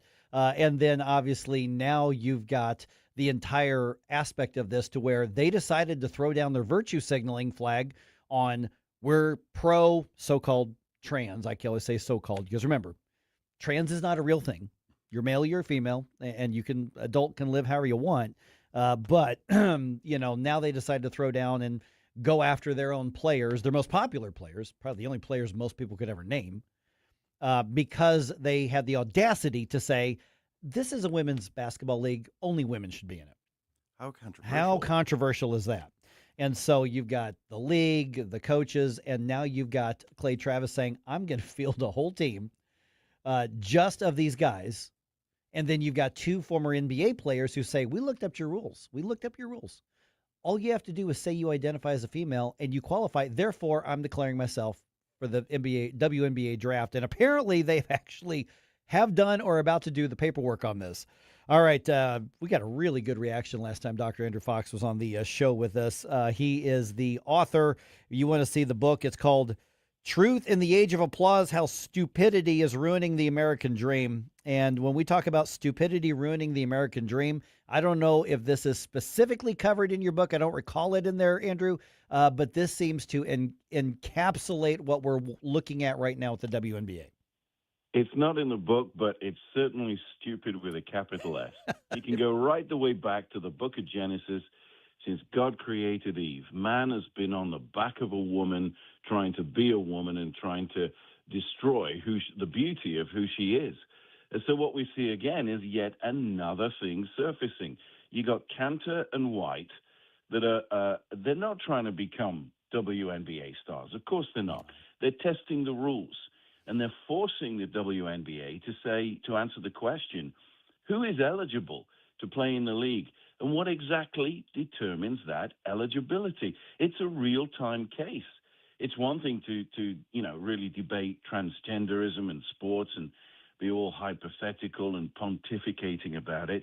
But it's another thing to be a 6'10" guy who played for the NBA to say, I identify as a woman. And of course, it's a parody in his case. He's not a transgender. He's forcing them to answer the question, okay, I'm declaring for the WNBA draft. Now tell me, am I eligible or not? That is the question, to quote Shakespeare, is am I eligible to be or not to be? Do you recognize me as a woman? A 6'10", strapping, broad-shouldered guy. And I don't think there's a better way to expose the stupidity of this than to get Cantor and White to actually go do this. Now, one of the things that I think is the amazing stupidity is that I don't think the reaction from these two former NBA players or from Clay Travis or any others would have ever happened had the WNBA had they not decided to do the extreme virtue signaling and make their case and throw down on which side of the cultural debate that they're on and try to make that a marketing point. And now they've been burned by it because overall, over history, there's been activism in sports. We can go back to look at different elements of that, back to the civil rights movement. But at some point, you're saying, play the game and give our community something to unite around. So they wouldn't be dealing with this had they not decided to become ideological and, frankly, political. Yeah, and especially when you're a coach of a team with your own team sitting to the left and to the right who do not support transgender in the league. And the coach is saying, everyone should be given an equal opportunity. If you wanted to destroy the foundation, the confidence, the assurance of the coach that's got your back, it's by doing that. Now, if it was a male coach, that would be one thing, but it's a female coach.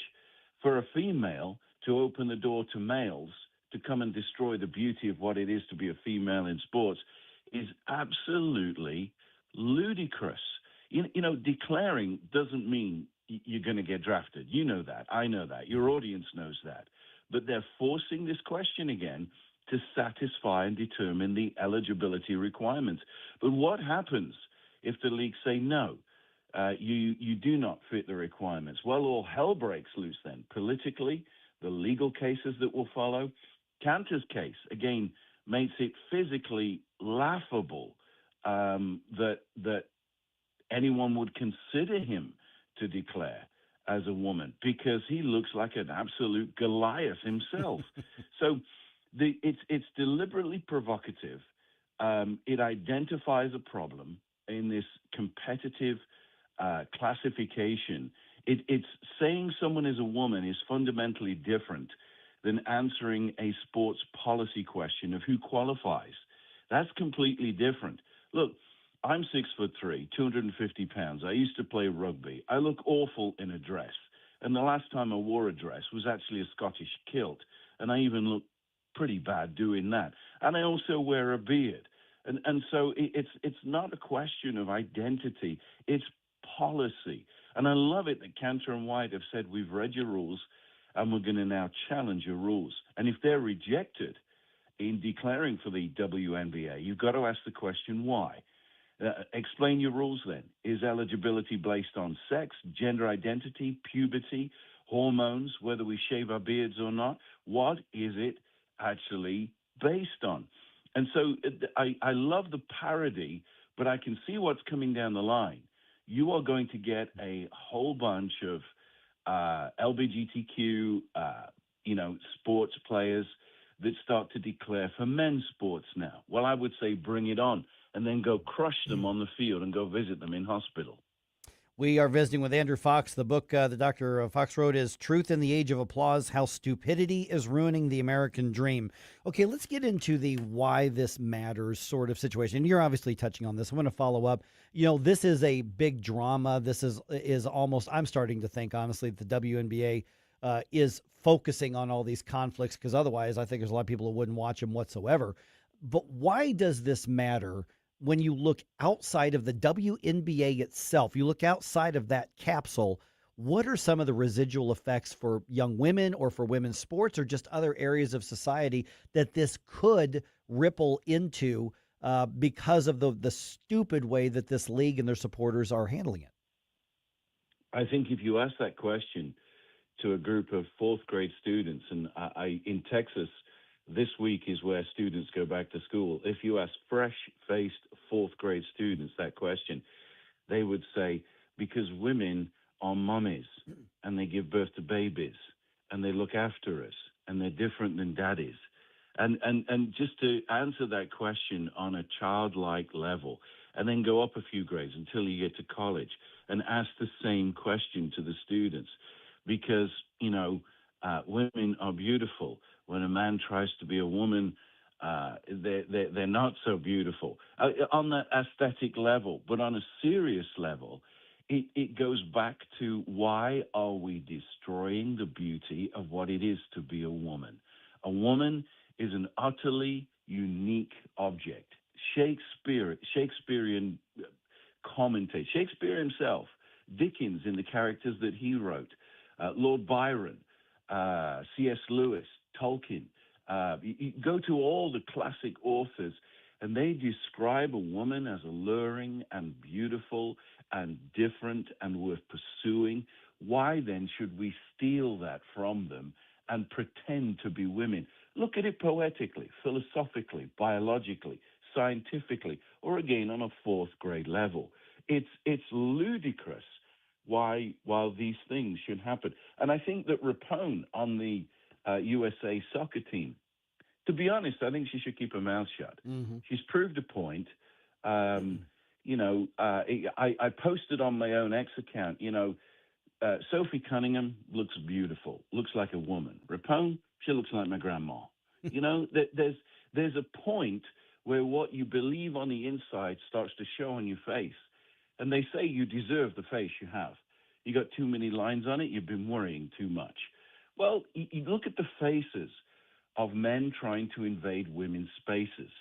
And we've not even begun to discuss the question, and we certainly probably don't have time for it. If Cantor and White actually, now they've declared, And yes, maybe they are allowed to be recruited. Where are they going to get changed? Right. Where are they going to, there's that whole question as well. So it's like, let's back off and stop acting like a live version of Saturday Night Live. This is not funny anymore. Yeah, Joanna Man, the movie, was not supposed to be a documentary. Yes. It wasn't an ESPN 30 on 30. We're just going to put it that way. Andrew Fox, and I've just linked to his website on the Rumble chat box, and we can put that up on other social media. So then the question then becomes, last couple minutes we've got, Andrew, is where do we go from here between these two former NBA players and Clay Travis basically putting up big money and saying we're going to put up or shut up, which, again, I don't think any of them would have done this had the WNBA just focused on saying these are the best female basketball players in the world, and we are going to try to build a product on that. And they had decided to stay in that realm and not try to argue that they are something bigger or more influential than they already are, because they've essentially become a clown show, and very few people are paying any attention to what actually happens athletically on the court. So where do we go from here? Does the WNBA, can they put themselves back into a position to be something that's valuable to women athletes, to female athletes, or at this point, have they just simply allowed themselves to be trolled into oblivion? Well, I hope so. The simple answer is I hope so. And I would guarantee there are some backdoor conversations between Sophie Cunningham, Caitlin Clark, and others, and Cantor White and others, private phone calls to say these strapping, gigantic male basketball players saying to these girls, we've got your back. It's not that you need carrying. You're awesome. You're fantastic. You are superstar at what you do, but we've got your back. And that is a great demonstration of the chivalry of men, I think, in sports, having the women's back. And Cunningham or Clark would make a great coach and get rid of that woman that is, between 2 points that can't make up her mind, that is like a puppet on a string. I think there's a lot of backroom conversations happening where real good men, male sports athletic men, are backing the women that make it happen, that fill the stadiums, that bring in the ticket prices, that increase their salaries. That's another question, the economy of it all. I still come back to it. It's not a question of disrespecting transgender. I believe there is male, there is female, and there's not another gender. But I'm not disrespecting those that claim to be transgender. All I'm saying is the women's basketball league should be specific on their rules and their criteria to be eligible to play. And I think we're all holding our breath. Either we're going to turn left and laugh out loud, or we're going to turn right and say, oh, here we go again. Yeah. All right, Dr. Andrew Fox, you've already mentioned some of the ways to contact you. We've tagged you on our social media. The website, we find the book where? It's officially coming out next month. Now it's past all the legal things because there's a lot of names mentioned and stories mentioned in this book that are very real. It's coming out in September. You can go to truthintheageofapplause.com and purchase a pre-sale copy. All right, Dr. Andrew Fox, thanks. We'll talk to you again soon. Thanks a lot. Guess what we're doing on Friday? We are taking the show on the road, and we are going to be in St. Charles. We're going to be at Mario's Donuts right there off Mugi Road. Susie and I are going to be doing the show from there, and we are bringing back some breakfast stuff and donuts for Jerome when we get back. We promised. We're doing that. So 5:30 to 9, we are going to be at Mario's Donuts. Come on out. Say hi. Get yourself a breakfast sandwich or a donut or two. Good cup of coffee. And you'd never know who's going to stop by and be on the show live. I'll just leave it at that for the moment. But Friday, Mario's Donuts, we are there. You should be too.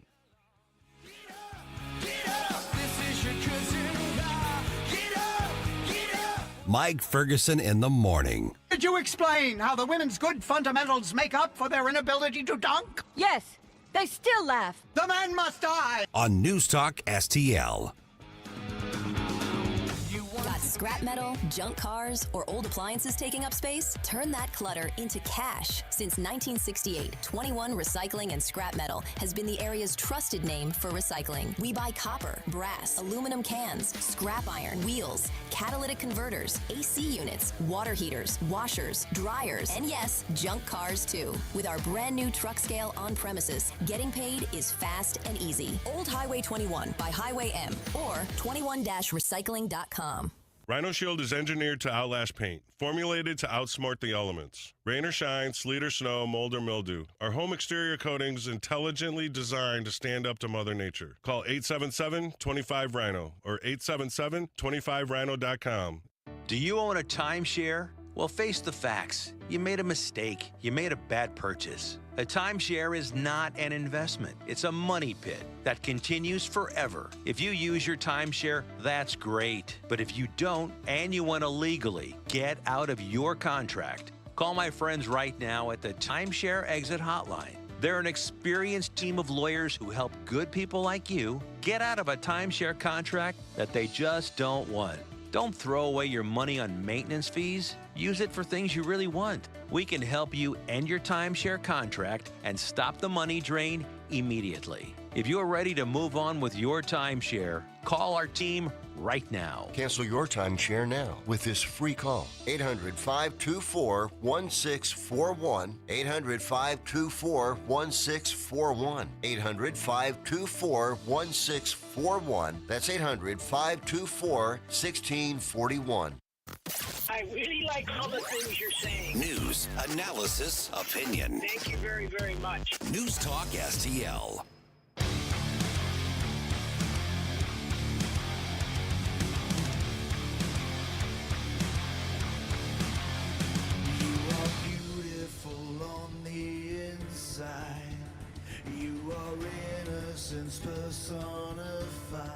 Hey, Chris Arps from the Tim Jones and Chris Arps Show. Make sure that you're listening to our show this afternoon from 4 to 6. Now back to the Mike Ferguson in the Morning Show. Everybody, I think pretty much everybody in the area here got that Amber Alert. 11:30, 11:35, something along those lines last night. Woke me up out of a dead sleep. And it's one of those things where you can't switch off the Amber Alerts on your phone. Not that I'm aware of. At least you can on mine. Maybe somebody's got a different kind of phone where you can, but generally speaking, I don't think you can. Yeah, I'm not too sure about that. There's only one or two things that like you can disable like emergency weather alerts, and you can disable. I don't know that you can do that with the Amber Alert. Maybe you can, maybe you can't. I don't know. If you can, I haven't figured out how to do it. And it sounds awful to even say that, because why would you want to do that?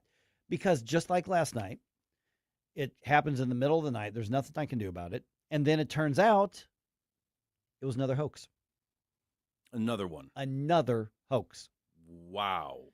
What is going on with this? Yeah, and this, because I saw it, like I said, middle of the night last night, and then just a little bit ago, we now get reports that the woman who called it in, who reported it, she's now facing criminal charges. Good. So what happened is she calls in last night and reports that a Dodge Charger has been stolen with her 1-year-old child inside. Okay, well, she does have apparently a 1-year-old child, but the 1-year-old child was not in the Dodge Charger, and it was not even her Dodge Charger. So there's some dude who's driving out to St. Charles, and he finds out that he's the subject of an Amber Alert, and everybody's looking for him because she called in saying that he kidnapped her baby. So if I'm trying to be gracious with this, I'm trying to look into it as well. Do we know if it was something where she had a reasonable suspicion that maybe her child had ended up in the vehicle somehow, or that was it like an Uber and she thought she left the kid? It does not look like that. Okay. They don't know why she called. The child was found, child safe, and they determined that, first of all, it's not her vehicle. Secondly, the child was never in it. Now, I don't know what the relationship, if any, is between her and this guy. But this guy finds out that he's the subject of this, and so he calls police and says, hey, you're describing me. I don't have a child here. Let me pull over and you can come meet me. And then they go determine that he had nothing to do with any child being abducted, and turns out the child was not abducted in the first place. It just never happened. The man was taken into custody but was released after questioning when investigators realized he had not committed a crime. So, yeah, I don't want to say at least because that's still minimizing it. But Right. I mean, the first time they made up a child in a vehicle for the Right. video. Yeah. This And time, the one in Afton, you mean? it's Yeah. like the opposite. They are. I mean, I don't know what the relation to this person would even be, but I don't know. So they are. There is a real child. It just had nothing to do with them being stolen by that person. And so police figured out after they put out this, and they put out the Amber Alert about an hour later, because she first called in around 10:30, and I think mine went off around 11:35. And that's pulling out all the stops. And so she stuck with the story long enough to get an Amber Alert. Now, she's going to face some charges regarding abuse of the 911 system, filing a false report. The same thing that a few months ago, the two women in Afton are still facing some criminal charges over all of that. Mm-hmm. But this is one of the reasons, because this isn't the first time this has happened.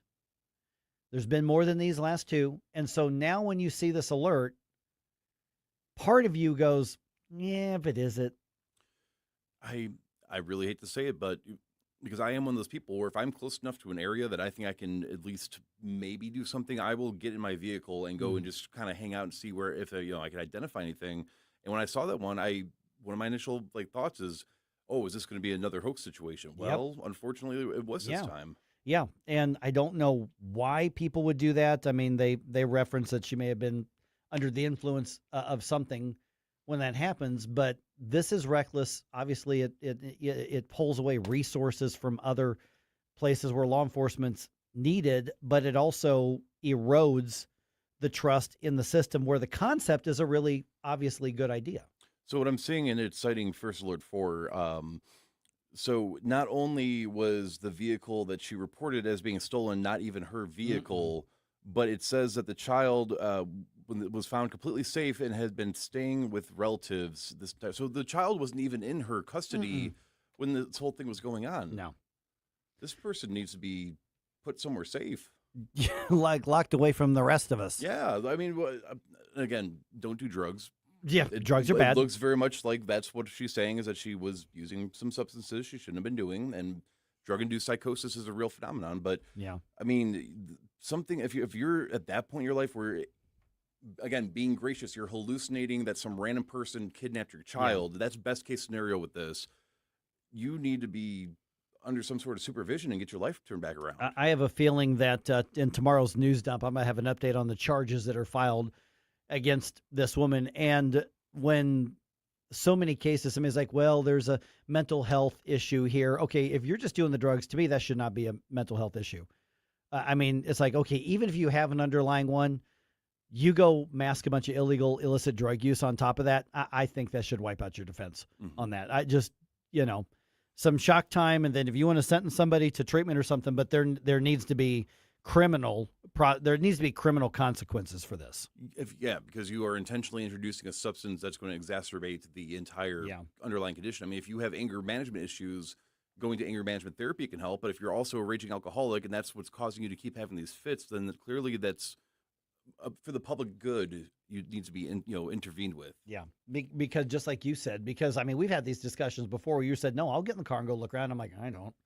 I mean, maybe that's a bad reflection of me, but I see that. I'm like, well, if I'm driving on the highway already and I see it, okay, red, whatever, red car, red pickup truck. Okay, I'll keep an eye out, but I'm not going to alter my day to go do it. And it's like these things. It's the boy who cried wolf, and we've had that multiple times. Not just these last two. It's happened before too. Oh yeah, and I mean, I've got a soft spot for kids in the community, stuff like that. I don't blame other people for not wanting to get in your vehicle. Most likely than not, you're not even going to encounter another vehicle that needs to be investigated. But no, if I had gotten, and I live close enough to St. Louis, it wouldn't have been that much of a burden to at least try to find like a highway exit or something to see if I can find something for a little bit. But I mean, I would have definitely charged her for my gas money getting there then if I found out. This is. I guess the silver lining, though, too, is that at least her child was not in her custody while she was using these drugs. Right. And at least it seems like she was, the child, whoever that is, was in a secure environment. So, geez. I mean, so those are things just that really, I mean, it really gets under my skin because out there someday there's going to be a kidnapping and there's going to be an abduction and there's going to be an Amber Alert that people really need to pay attention to. And what's going to happen is we're being conditioned to go, is it really? Is it even real, though? And that's who gets hurt by these things. It's the child later who needs for people to take the Amber Alert seriously. Well, I mean, if we start attaching some hefty fines to recoup the cost of wasting law enforcement's time and effort and the public's trust in you, then I guarantee you people think twice before they start doing these kind of stupid hoaxes. Yeah.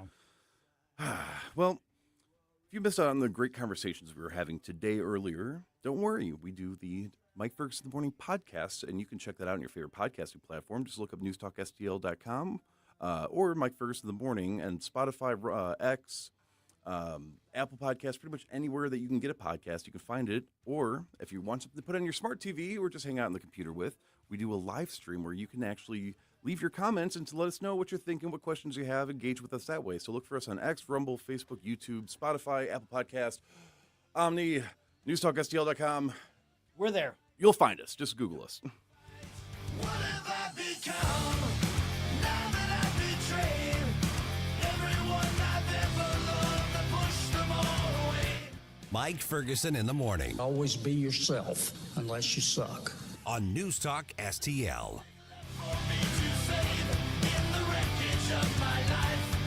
From the News Talk STL Weather Center.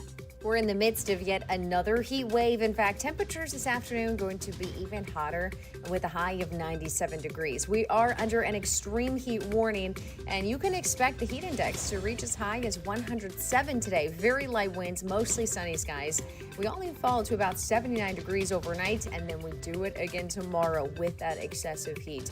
Please be cautious if you are outside. Take frequent breaks indoors or in the shade. With your first alert forecast, I'm meteorologist Leah Hill. Fox News Commentary with Emily Campagno next. Most investments today feel like second jobs. Real estate, you're a landlord. Stocks, you're a day trader. Crypto, you're a full-time researcher. You've got a life to live. Your investment should help you live it. That's why more Americans are choosing gold. Noble Gold has helped thousands protect their future with real physical gold. Visit NobleGoldInvestments.com to get your free wealth protection kit. That's NobleGoldInvestments.com. Past performance may not be indicative of future results. Investing in precious metals, including gold, involves risks. Consult with your tax attorney or financial professional before making an investment decision.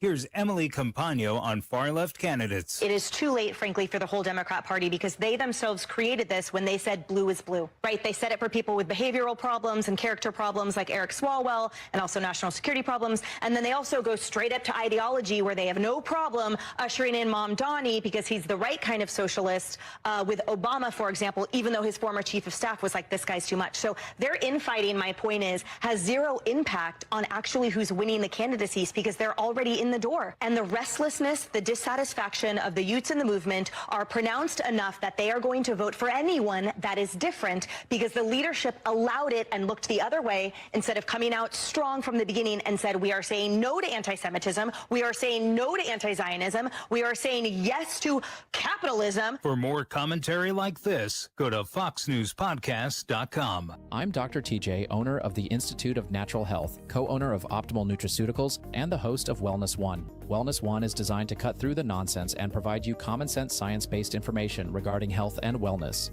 On the show, we discuss topics like thyroid health, gut health, hormone optimization, and many others. Our show airs Saturdays at 10 a.m. and 2 p.m. and Sundays at 11 a.m. and 3 p.m. right here on Newstalk STL. And you can visit us at inhstl.com. That's inhstl.com.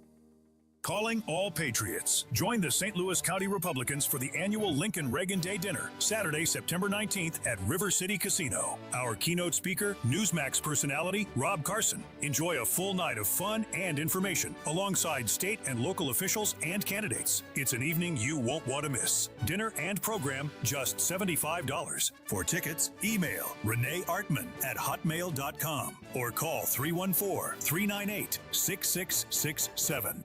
License number GL250000615. Hey, Dad, what causes drains to clog? Grease, hair, soap scum, and tree roots. Tree roots? This town has old pipes and big trees. They find each other. They grow inside pipes? They bust into pipes. Whoa. Once they're in, the water stops flowing. Can we fix it? The big green grasser machine can fix any clog. Green is always grasser at GrasserHomeservices.com. What happens next? The U.S. strikes in retaliation. Happens right here. These are evil, sick people, and we have to rid that cancer. Iran will not have nuclear weapons. 1019 and 94.1. St. Louis is #1 for conservative talk. News Talk STL.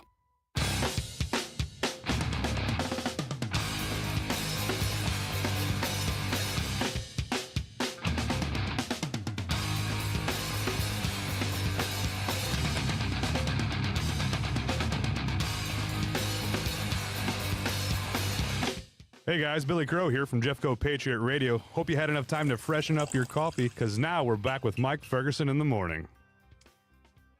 One thing is, I think it's, I guess, interesting about the election cycle, and sometimes I step out of the sort of advocate role, activist role kind of thing, because I'm, the conservative guy on the radio, the free market guy on the radio, is that you kind of observe what's happening, not just on that macro level, because in Missouri, for instance, everything in November is going to be about Amendment 3. And I think you're going to look at 30, 40, maybe $50 million spent on this. I think it's going to be that big. That's going to be the only massive thing on the ballot. Wow. The statewide race for auditor, where Auditor Fitzpatrick is going to absolutely be reelected in a landslide. We know who our Congress members are going to be. 7 Republicans, 1 Democrat. Nothing's changing it. The races are over. Mm-hmm. They hate it when I say that. The Republicans like, no, we have to, go through. Yes, you do. You have to finish. You have to run through the finish line tape. Yeah, I get that. But let's be very realistic. The districts are drawn to where the parties have picked the voters, not the voters picking the parties. That's just the way it is. Amen. And so, same thing in Illinois. There aren't any dramatic races. J.B. Pritzker, in all likelihood, going to beat Darren Bailey. It's the way it goes. I don't think there's going to be any changes in the congressional seat. Maybe 1 or 2 could possibly be, I would love to see Darren make a great run. Maybe J.B. Pritzker is going to get so unpopular he can get within striking distance. That's more likely than anything being up for grabs in Missouri. But really it comes down to what's happening on Amendment 3. So here's what you're going to see between now and November is that push to make everything about politics. Now, we've got a lot of work to do on Amendment 3. I think you look at how conservatives got thumped last week, and you cannot assume that because Missouri is a red state, generally conservative, you cannot assume that Amendment 3 is going to pass. Mm-hmm. I've already got concerns on how the supporters of Amendment 3 are messaging this. I think there's a lot of conservatives who did not learn their lesson from Amendments 4 and 5, and Amendment 3 that's coming up is a good proposal. It is a good proposal. Mm-hmm. And I don't know if it's going to pass. I think it's going to be incredibly close. You're already seeing lies from the left. But I don't know that the right has identified who are the swing voters we can win and message to them. And I think that the language being used or the conceptual nitty-gritty stuff, getting in the weeds, could be reformed and trimmed down a bit to actually be digestible to the average person. Right. And so we're going to have plenty of time to get into that. But here's why I set all that up, because it's okay to take a breather. And we talk about this like on Friday sometimes, and we're joking about it sometimes. You'd be surprised. I've had a number of people say, man, Mike, you must really love politics. I really hate politics, actually. Do you know what line of work you're in, Mike? I know. My minor was political science in college. I mean, I'm interested in the process. I've been elected to political office in the past. I've run for others and lost. I'm not going to run again for anything, but I actually don't like the sleaziness of what's become of our political process. I actually don't. I think it's necessary that we're engaged. Let me put it that way. Mm-hmm. And I think we should be. Now, there are people who love politics, and I'm not even going to begrudge you for that. There are some people who love the corporate ladder and the battles between marketing and winning market share, and they love that. That's great. That do your thing. But you're going to have sometimes people try to shame you if you're not doing enough for their political cause. Don't ever let somebody push you into that mindset. Well, I was going to go, visit grandma in the nursing home, and my kids really want me to show up at their school thing, but man, we've got to be out and knocking on doors for Amendment 3. You can do that on when it's convenient for you and still go prioritize your family. You can do that. Mm-hmm. Not to say don't do the other stuff, but I'm saying is that how much of this are you going to manage your part in the process? Are you going to be the one in charge of what you contribute, or are you going to be guilt tripped into saying no matter what I do, it won't be enough? Well, if you want to be in a position where what you do is never, never, never enough, get married. I'm just saying in politics, you're going to be more effective at winning people over when you keep it in balance with other things in your life. Well, so here's something I personally deal with, because I'm very vocal about the fact that if I feel that something I supported is either not delivering on what was promised or that they have done something to where I disagree with them, I am not obligated to still continue supporting them. Absolutely. And I'm not obligated to show up. And the pushback to that is consistently from people on our side saying, if you don't show up to vote Republican, then you basically are helping the Democrats. You're voting Democrat at that point because you're not voting against them by supporting. So what we call the wasted vote syndrome. So what would be the sort of solution? Because I'm not the only one that deals with this, but at the same time, I'm not going to be peer pressured into going against my moral conscience. Right. And that's the thing is, now, first of all, that's how you're going to redirect the Republican Party back to being something conservative at some point, to say, listen, I'm not going to vote for a Democrat, but you Republicans need to earn my vote. I've said that a million times on the air. And so that's one. And I'm not saying don't be passionate about it. Don't be engaged. You should be. I'm saying is take breaks and sharpen your axe and make sure this isn't the thing that defines who you are. I mean, it's one thing to talk to somebody who's passionate about whatever their thing is. Good Lord, can they be tedious? I mean, picture whatever it is that they're passionate about, and they don't understand why you're not. So, in a way, conceptually, I guess, so to speak, basically be careful of whose crusades you're bandwagoning behind. Right. And understand that most voters are not living and dying by these political issues or these political candidates or these political parties. They're just not. And when you present a normal human being, you are more likely to have the conversations that could lead to people going, yeah, you're right. That is a pretty good idea. I think I probably should vote for that. Hey, great. Who's got a good sandwich around here? I'm hungry. How about a wrap? Who's got a good wrap? You know, that sort of thing. And we get so militant, and then we do exactly what people on the left do, that we sit there and point out and show how ridiculous it is. But sometimes we get so caught up in it that we do the exact same thing, and we turn people off the same way they do. We just think that because our cause is more righteous, that people should, darn it, take their lumps and comply. No, that's not how that works. Okay, but counterpoint. Politics is so intrusive, and it dictates so many elements of our lives that you really are not going to benefit at all by trying to ostrich your way out of that and avoid it. Correct. So is it more so a matter of maybe just switching up the approach to this, or because I'm saying be human again. Be human again. Because I get asked a lot, just because of what I do for a living. How are you voting? I'll tell you. And I've had people say, I just think you're out of your mind, Mike. How could you possibly vote like that? Okay, well, I mean, if you really want the answer, I'll tell you. But that's what I'll say. As I said, are you just wanting to argue and debate and nobody's going to change their mind? Hey, what do you think Cardinals are going to do next year? Nothing, because there's not going to be a ball season. Hey, I'd rather do that. So I can win a debate and lose people's vote. I can lose people's respect. I can lose respect for myself. Or I can say what's going to be most effective. And that is balancing everything out in my life, knowing what role something has and something doesn't. I refuse to have somebody say, how many doors have you knocked on? None. I am so glad there are people out there doing that. Not what I'm good at. I don't have time for it. But I'll have those people, on the air here. I'll put that megaphone. I'll help you find and recruit those people. That's the role I can play. But sometimes it means you say, hey, let's go grab a cup of coffee. Let's go grab a drink. Let's go grab lunch. Let's go have some fun. And when people interact with you like that, then what's happened is they're more likely to listen to what you have to say.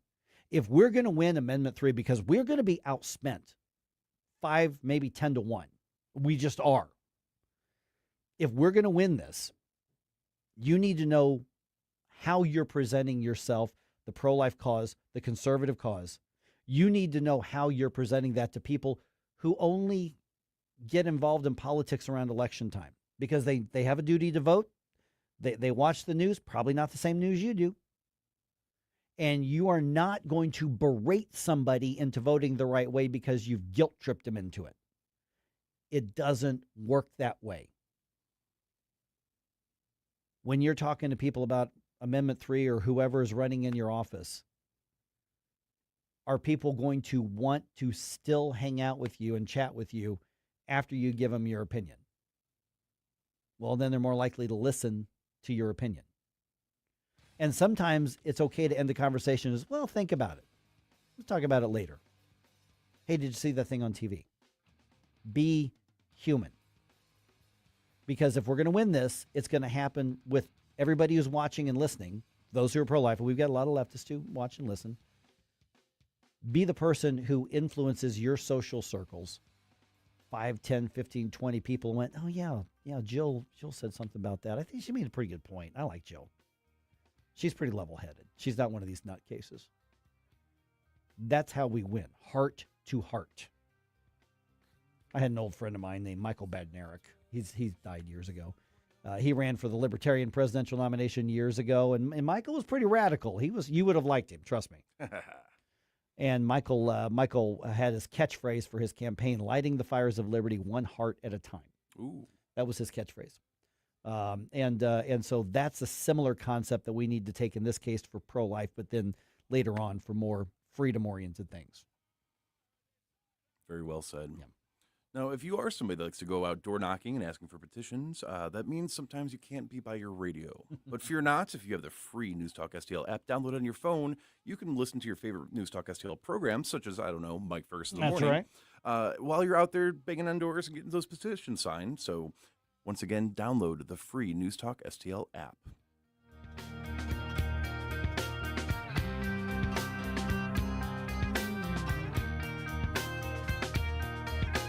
With all of the celebrations, anniversaries, and holidays coming up over the next few months, where are you going to go to get that special something for the special people in your life? Newsteaders Fine Jewelers, of course. Newsteaders Fine Jewelers, found 24/7 at wowdiamonds.com. Tim Jones here to tell you all about Newsteaders Fine Jewelers. Richard Newsteader and his team serving our region since 1961 with awesome, honest jewelry solutions. They've got everything from diamonds to wedding engagement rings, hand-engraved items, pendants, earrings, and so much more. You can find them 24/7, wowdiamonds.com. That's Newsteaders Fine Jewelers, wowdiamonds.com. Lower your car payment today. Lower your car payment today. Yes, you heard us right. You can lower your car payment right now by making this free call and save up to $1,400 a year on your current car payments. Think about your current car payment right now. What's that costing you per year? Now think about what it would be like to put an extra $1,400 back in your pocket. That's the average savings our customers experience. We can help you drive the same car and pay less every month by lowering your car payment's interest rate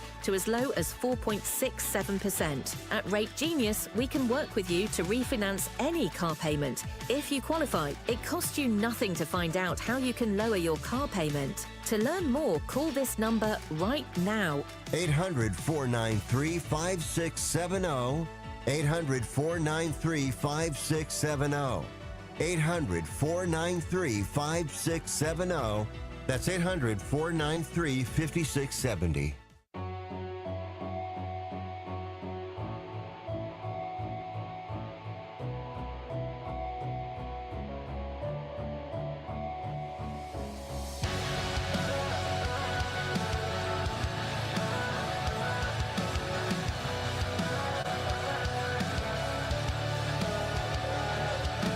Hi, it's Vic Porcelli. And Ken. Hi, Ken. Hey, Vic. Ken and I are on every Monday through Friday here on News Talk STL. Right now, you're listening to Mike Ferguson in the morning on 101.9 and 94.1 News Talk STL. Whoosh, my morning people. Another data center proposal goes down in flames, at least for the moment. Maybe not permanently.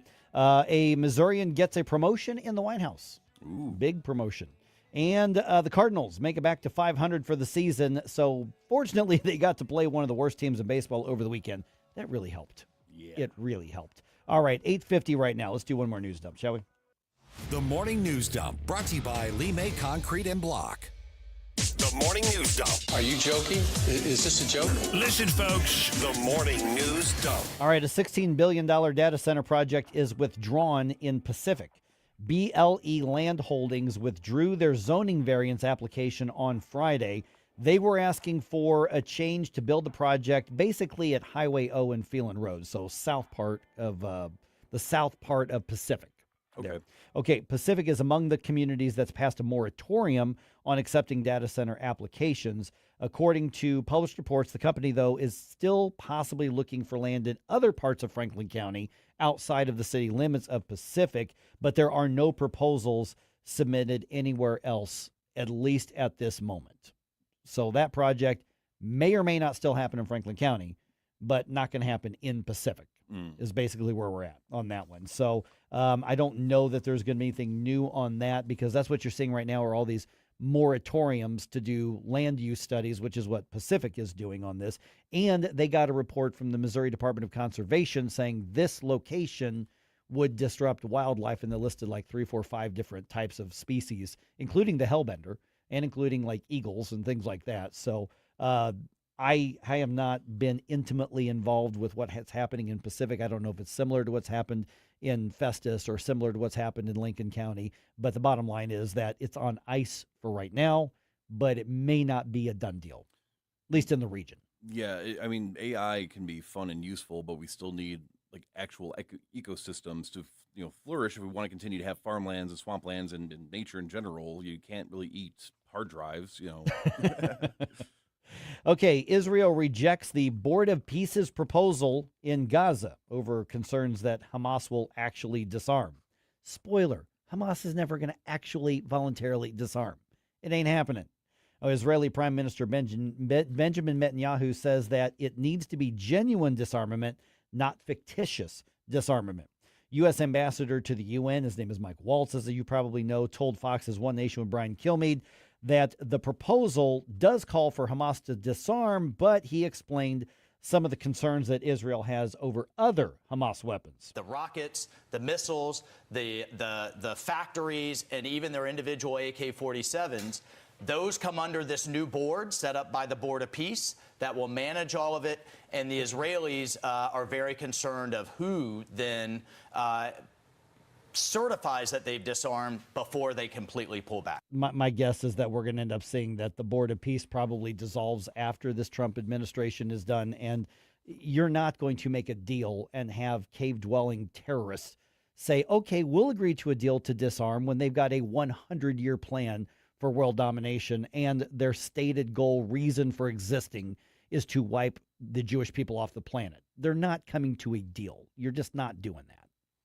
Aren't you so glad that there are communities in Texas and all over the United States where they're trying to expand Muslim influence in the United States as well? Yeah, because Susie mentioned there's a redstate.com's got an article about a mosque expansion in Texas where people are up in arms about it. I'm going to check out the article on that, because you could have cut and dry First Amendment issues on that.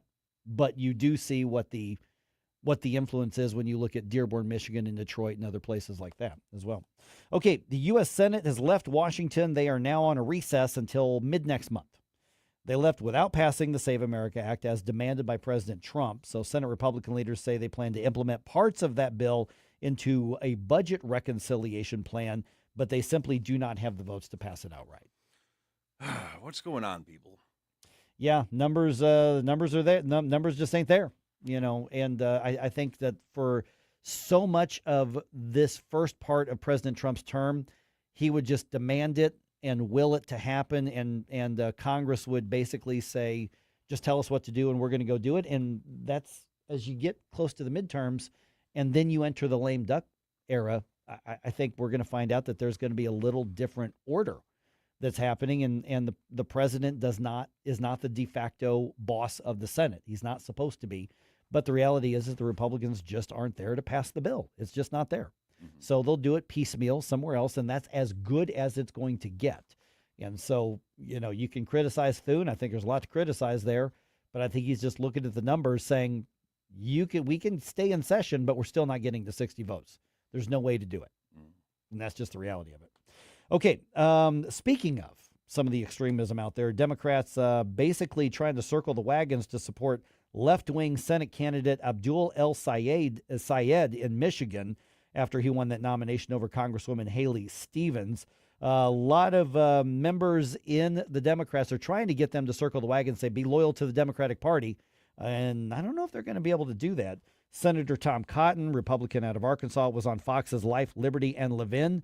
And he says he thinks this is a sign the Democrats are going too far left at their own risk. Palled around with people that said America had 9/11 coming. He wants to abolish ICE. He wants to stop border enforcement. He wants confiscatory levels of taxation for hardworking Americans. He's referring to El Sayed's friendship and partnership and support by Hassan Piker, who literally did say that the United States deserved 9/11. Oh, he has said, believe it or not, even worse things than that as well. Yeah, so I believe it. If the name Hassan Piker is anywhere near a politician, you know it's somebody that has no business being in American politics, period. Yep.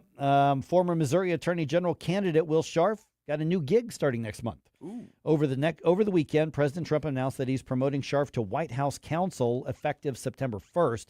He's currently the White House staff secretary. He's a former federal prosecutor, and he has represented Trump in multiple cases. So Will Scharf's already one of the top legal strategist in the White House in the Trump administration, and he's going from one of the top ones to the top one in the White House. Congratulations. He's been a big part of President Trump's legal strategies on things, won some of them, lost some others, but he's also been fiercely loyal to President Trump, which carries a lot of currency in the Trump White House, obviously. All right, let's see what else is going on. The national average price for a gallon of gasoline, $4.01 as of this morning. Ouch. Yeah, now that's actually because I saw some higher prices. AAA says the average price in Missouri, $3.66, and in Illinois, $4.24. Around the metro, average prices range from $3.50 in St. Charles County as of about 4 o'clock this morning to $4.30 in St. Clair and Monroe counties on the Illinois side. I actually saw in that area around Fairview Heights and in O'Fallon, Illinois, because I had one of my ball games in O'Fallon, Illinois. I didn't get the game, but I was there. I was there. I actually saw $4.99 in one place. Oh, no. Yeah, so these are some of the average prices. Right there on the highway, I saw it that much. So we're looking at possibly a little decrease in prices coming up in the next week or two, but it's been up and down. And I'm sticking to the plan of when my tank gets to about halfway down, I'm just topping off now to ride this out. Well, yeah, on the bright side, Iran's begging to have a deal, right? Oh, I've heard that. Yeah, but we won that war 2 days in. So, yeah. Cardinals had the lead, lost the lead, then rallied to win the game and the series. Final score, Busch Stadium Sunday was Cards 7, Rockies 4. Alec Burleson hit another home run, his 19th of the season.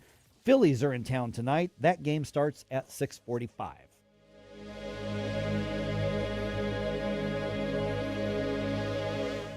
Summer's here, and so is the freshest produce in town at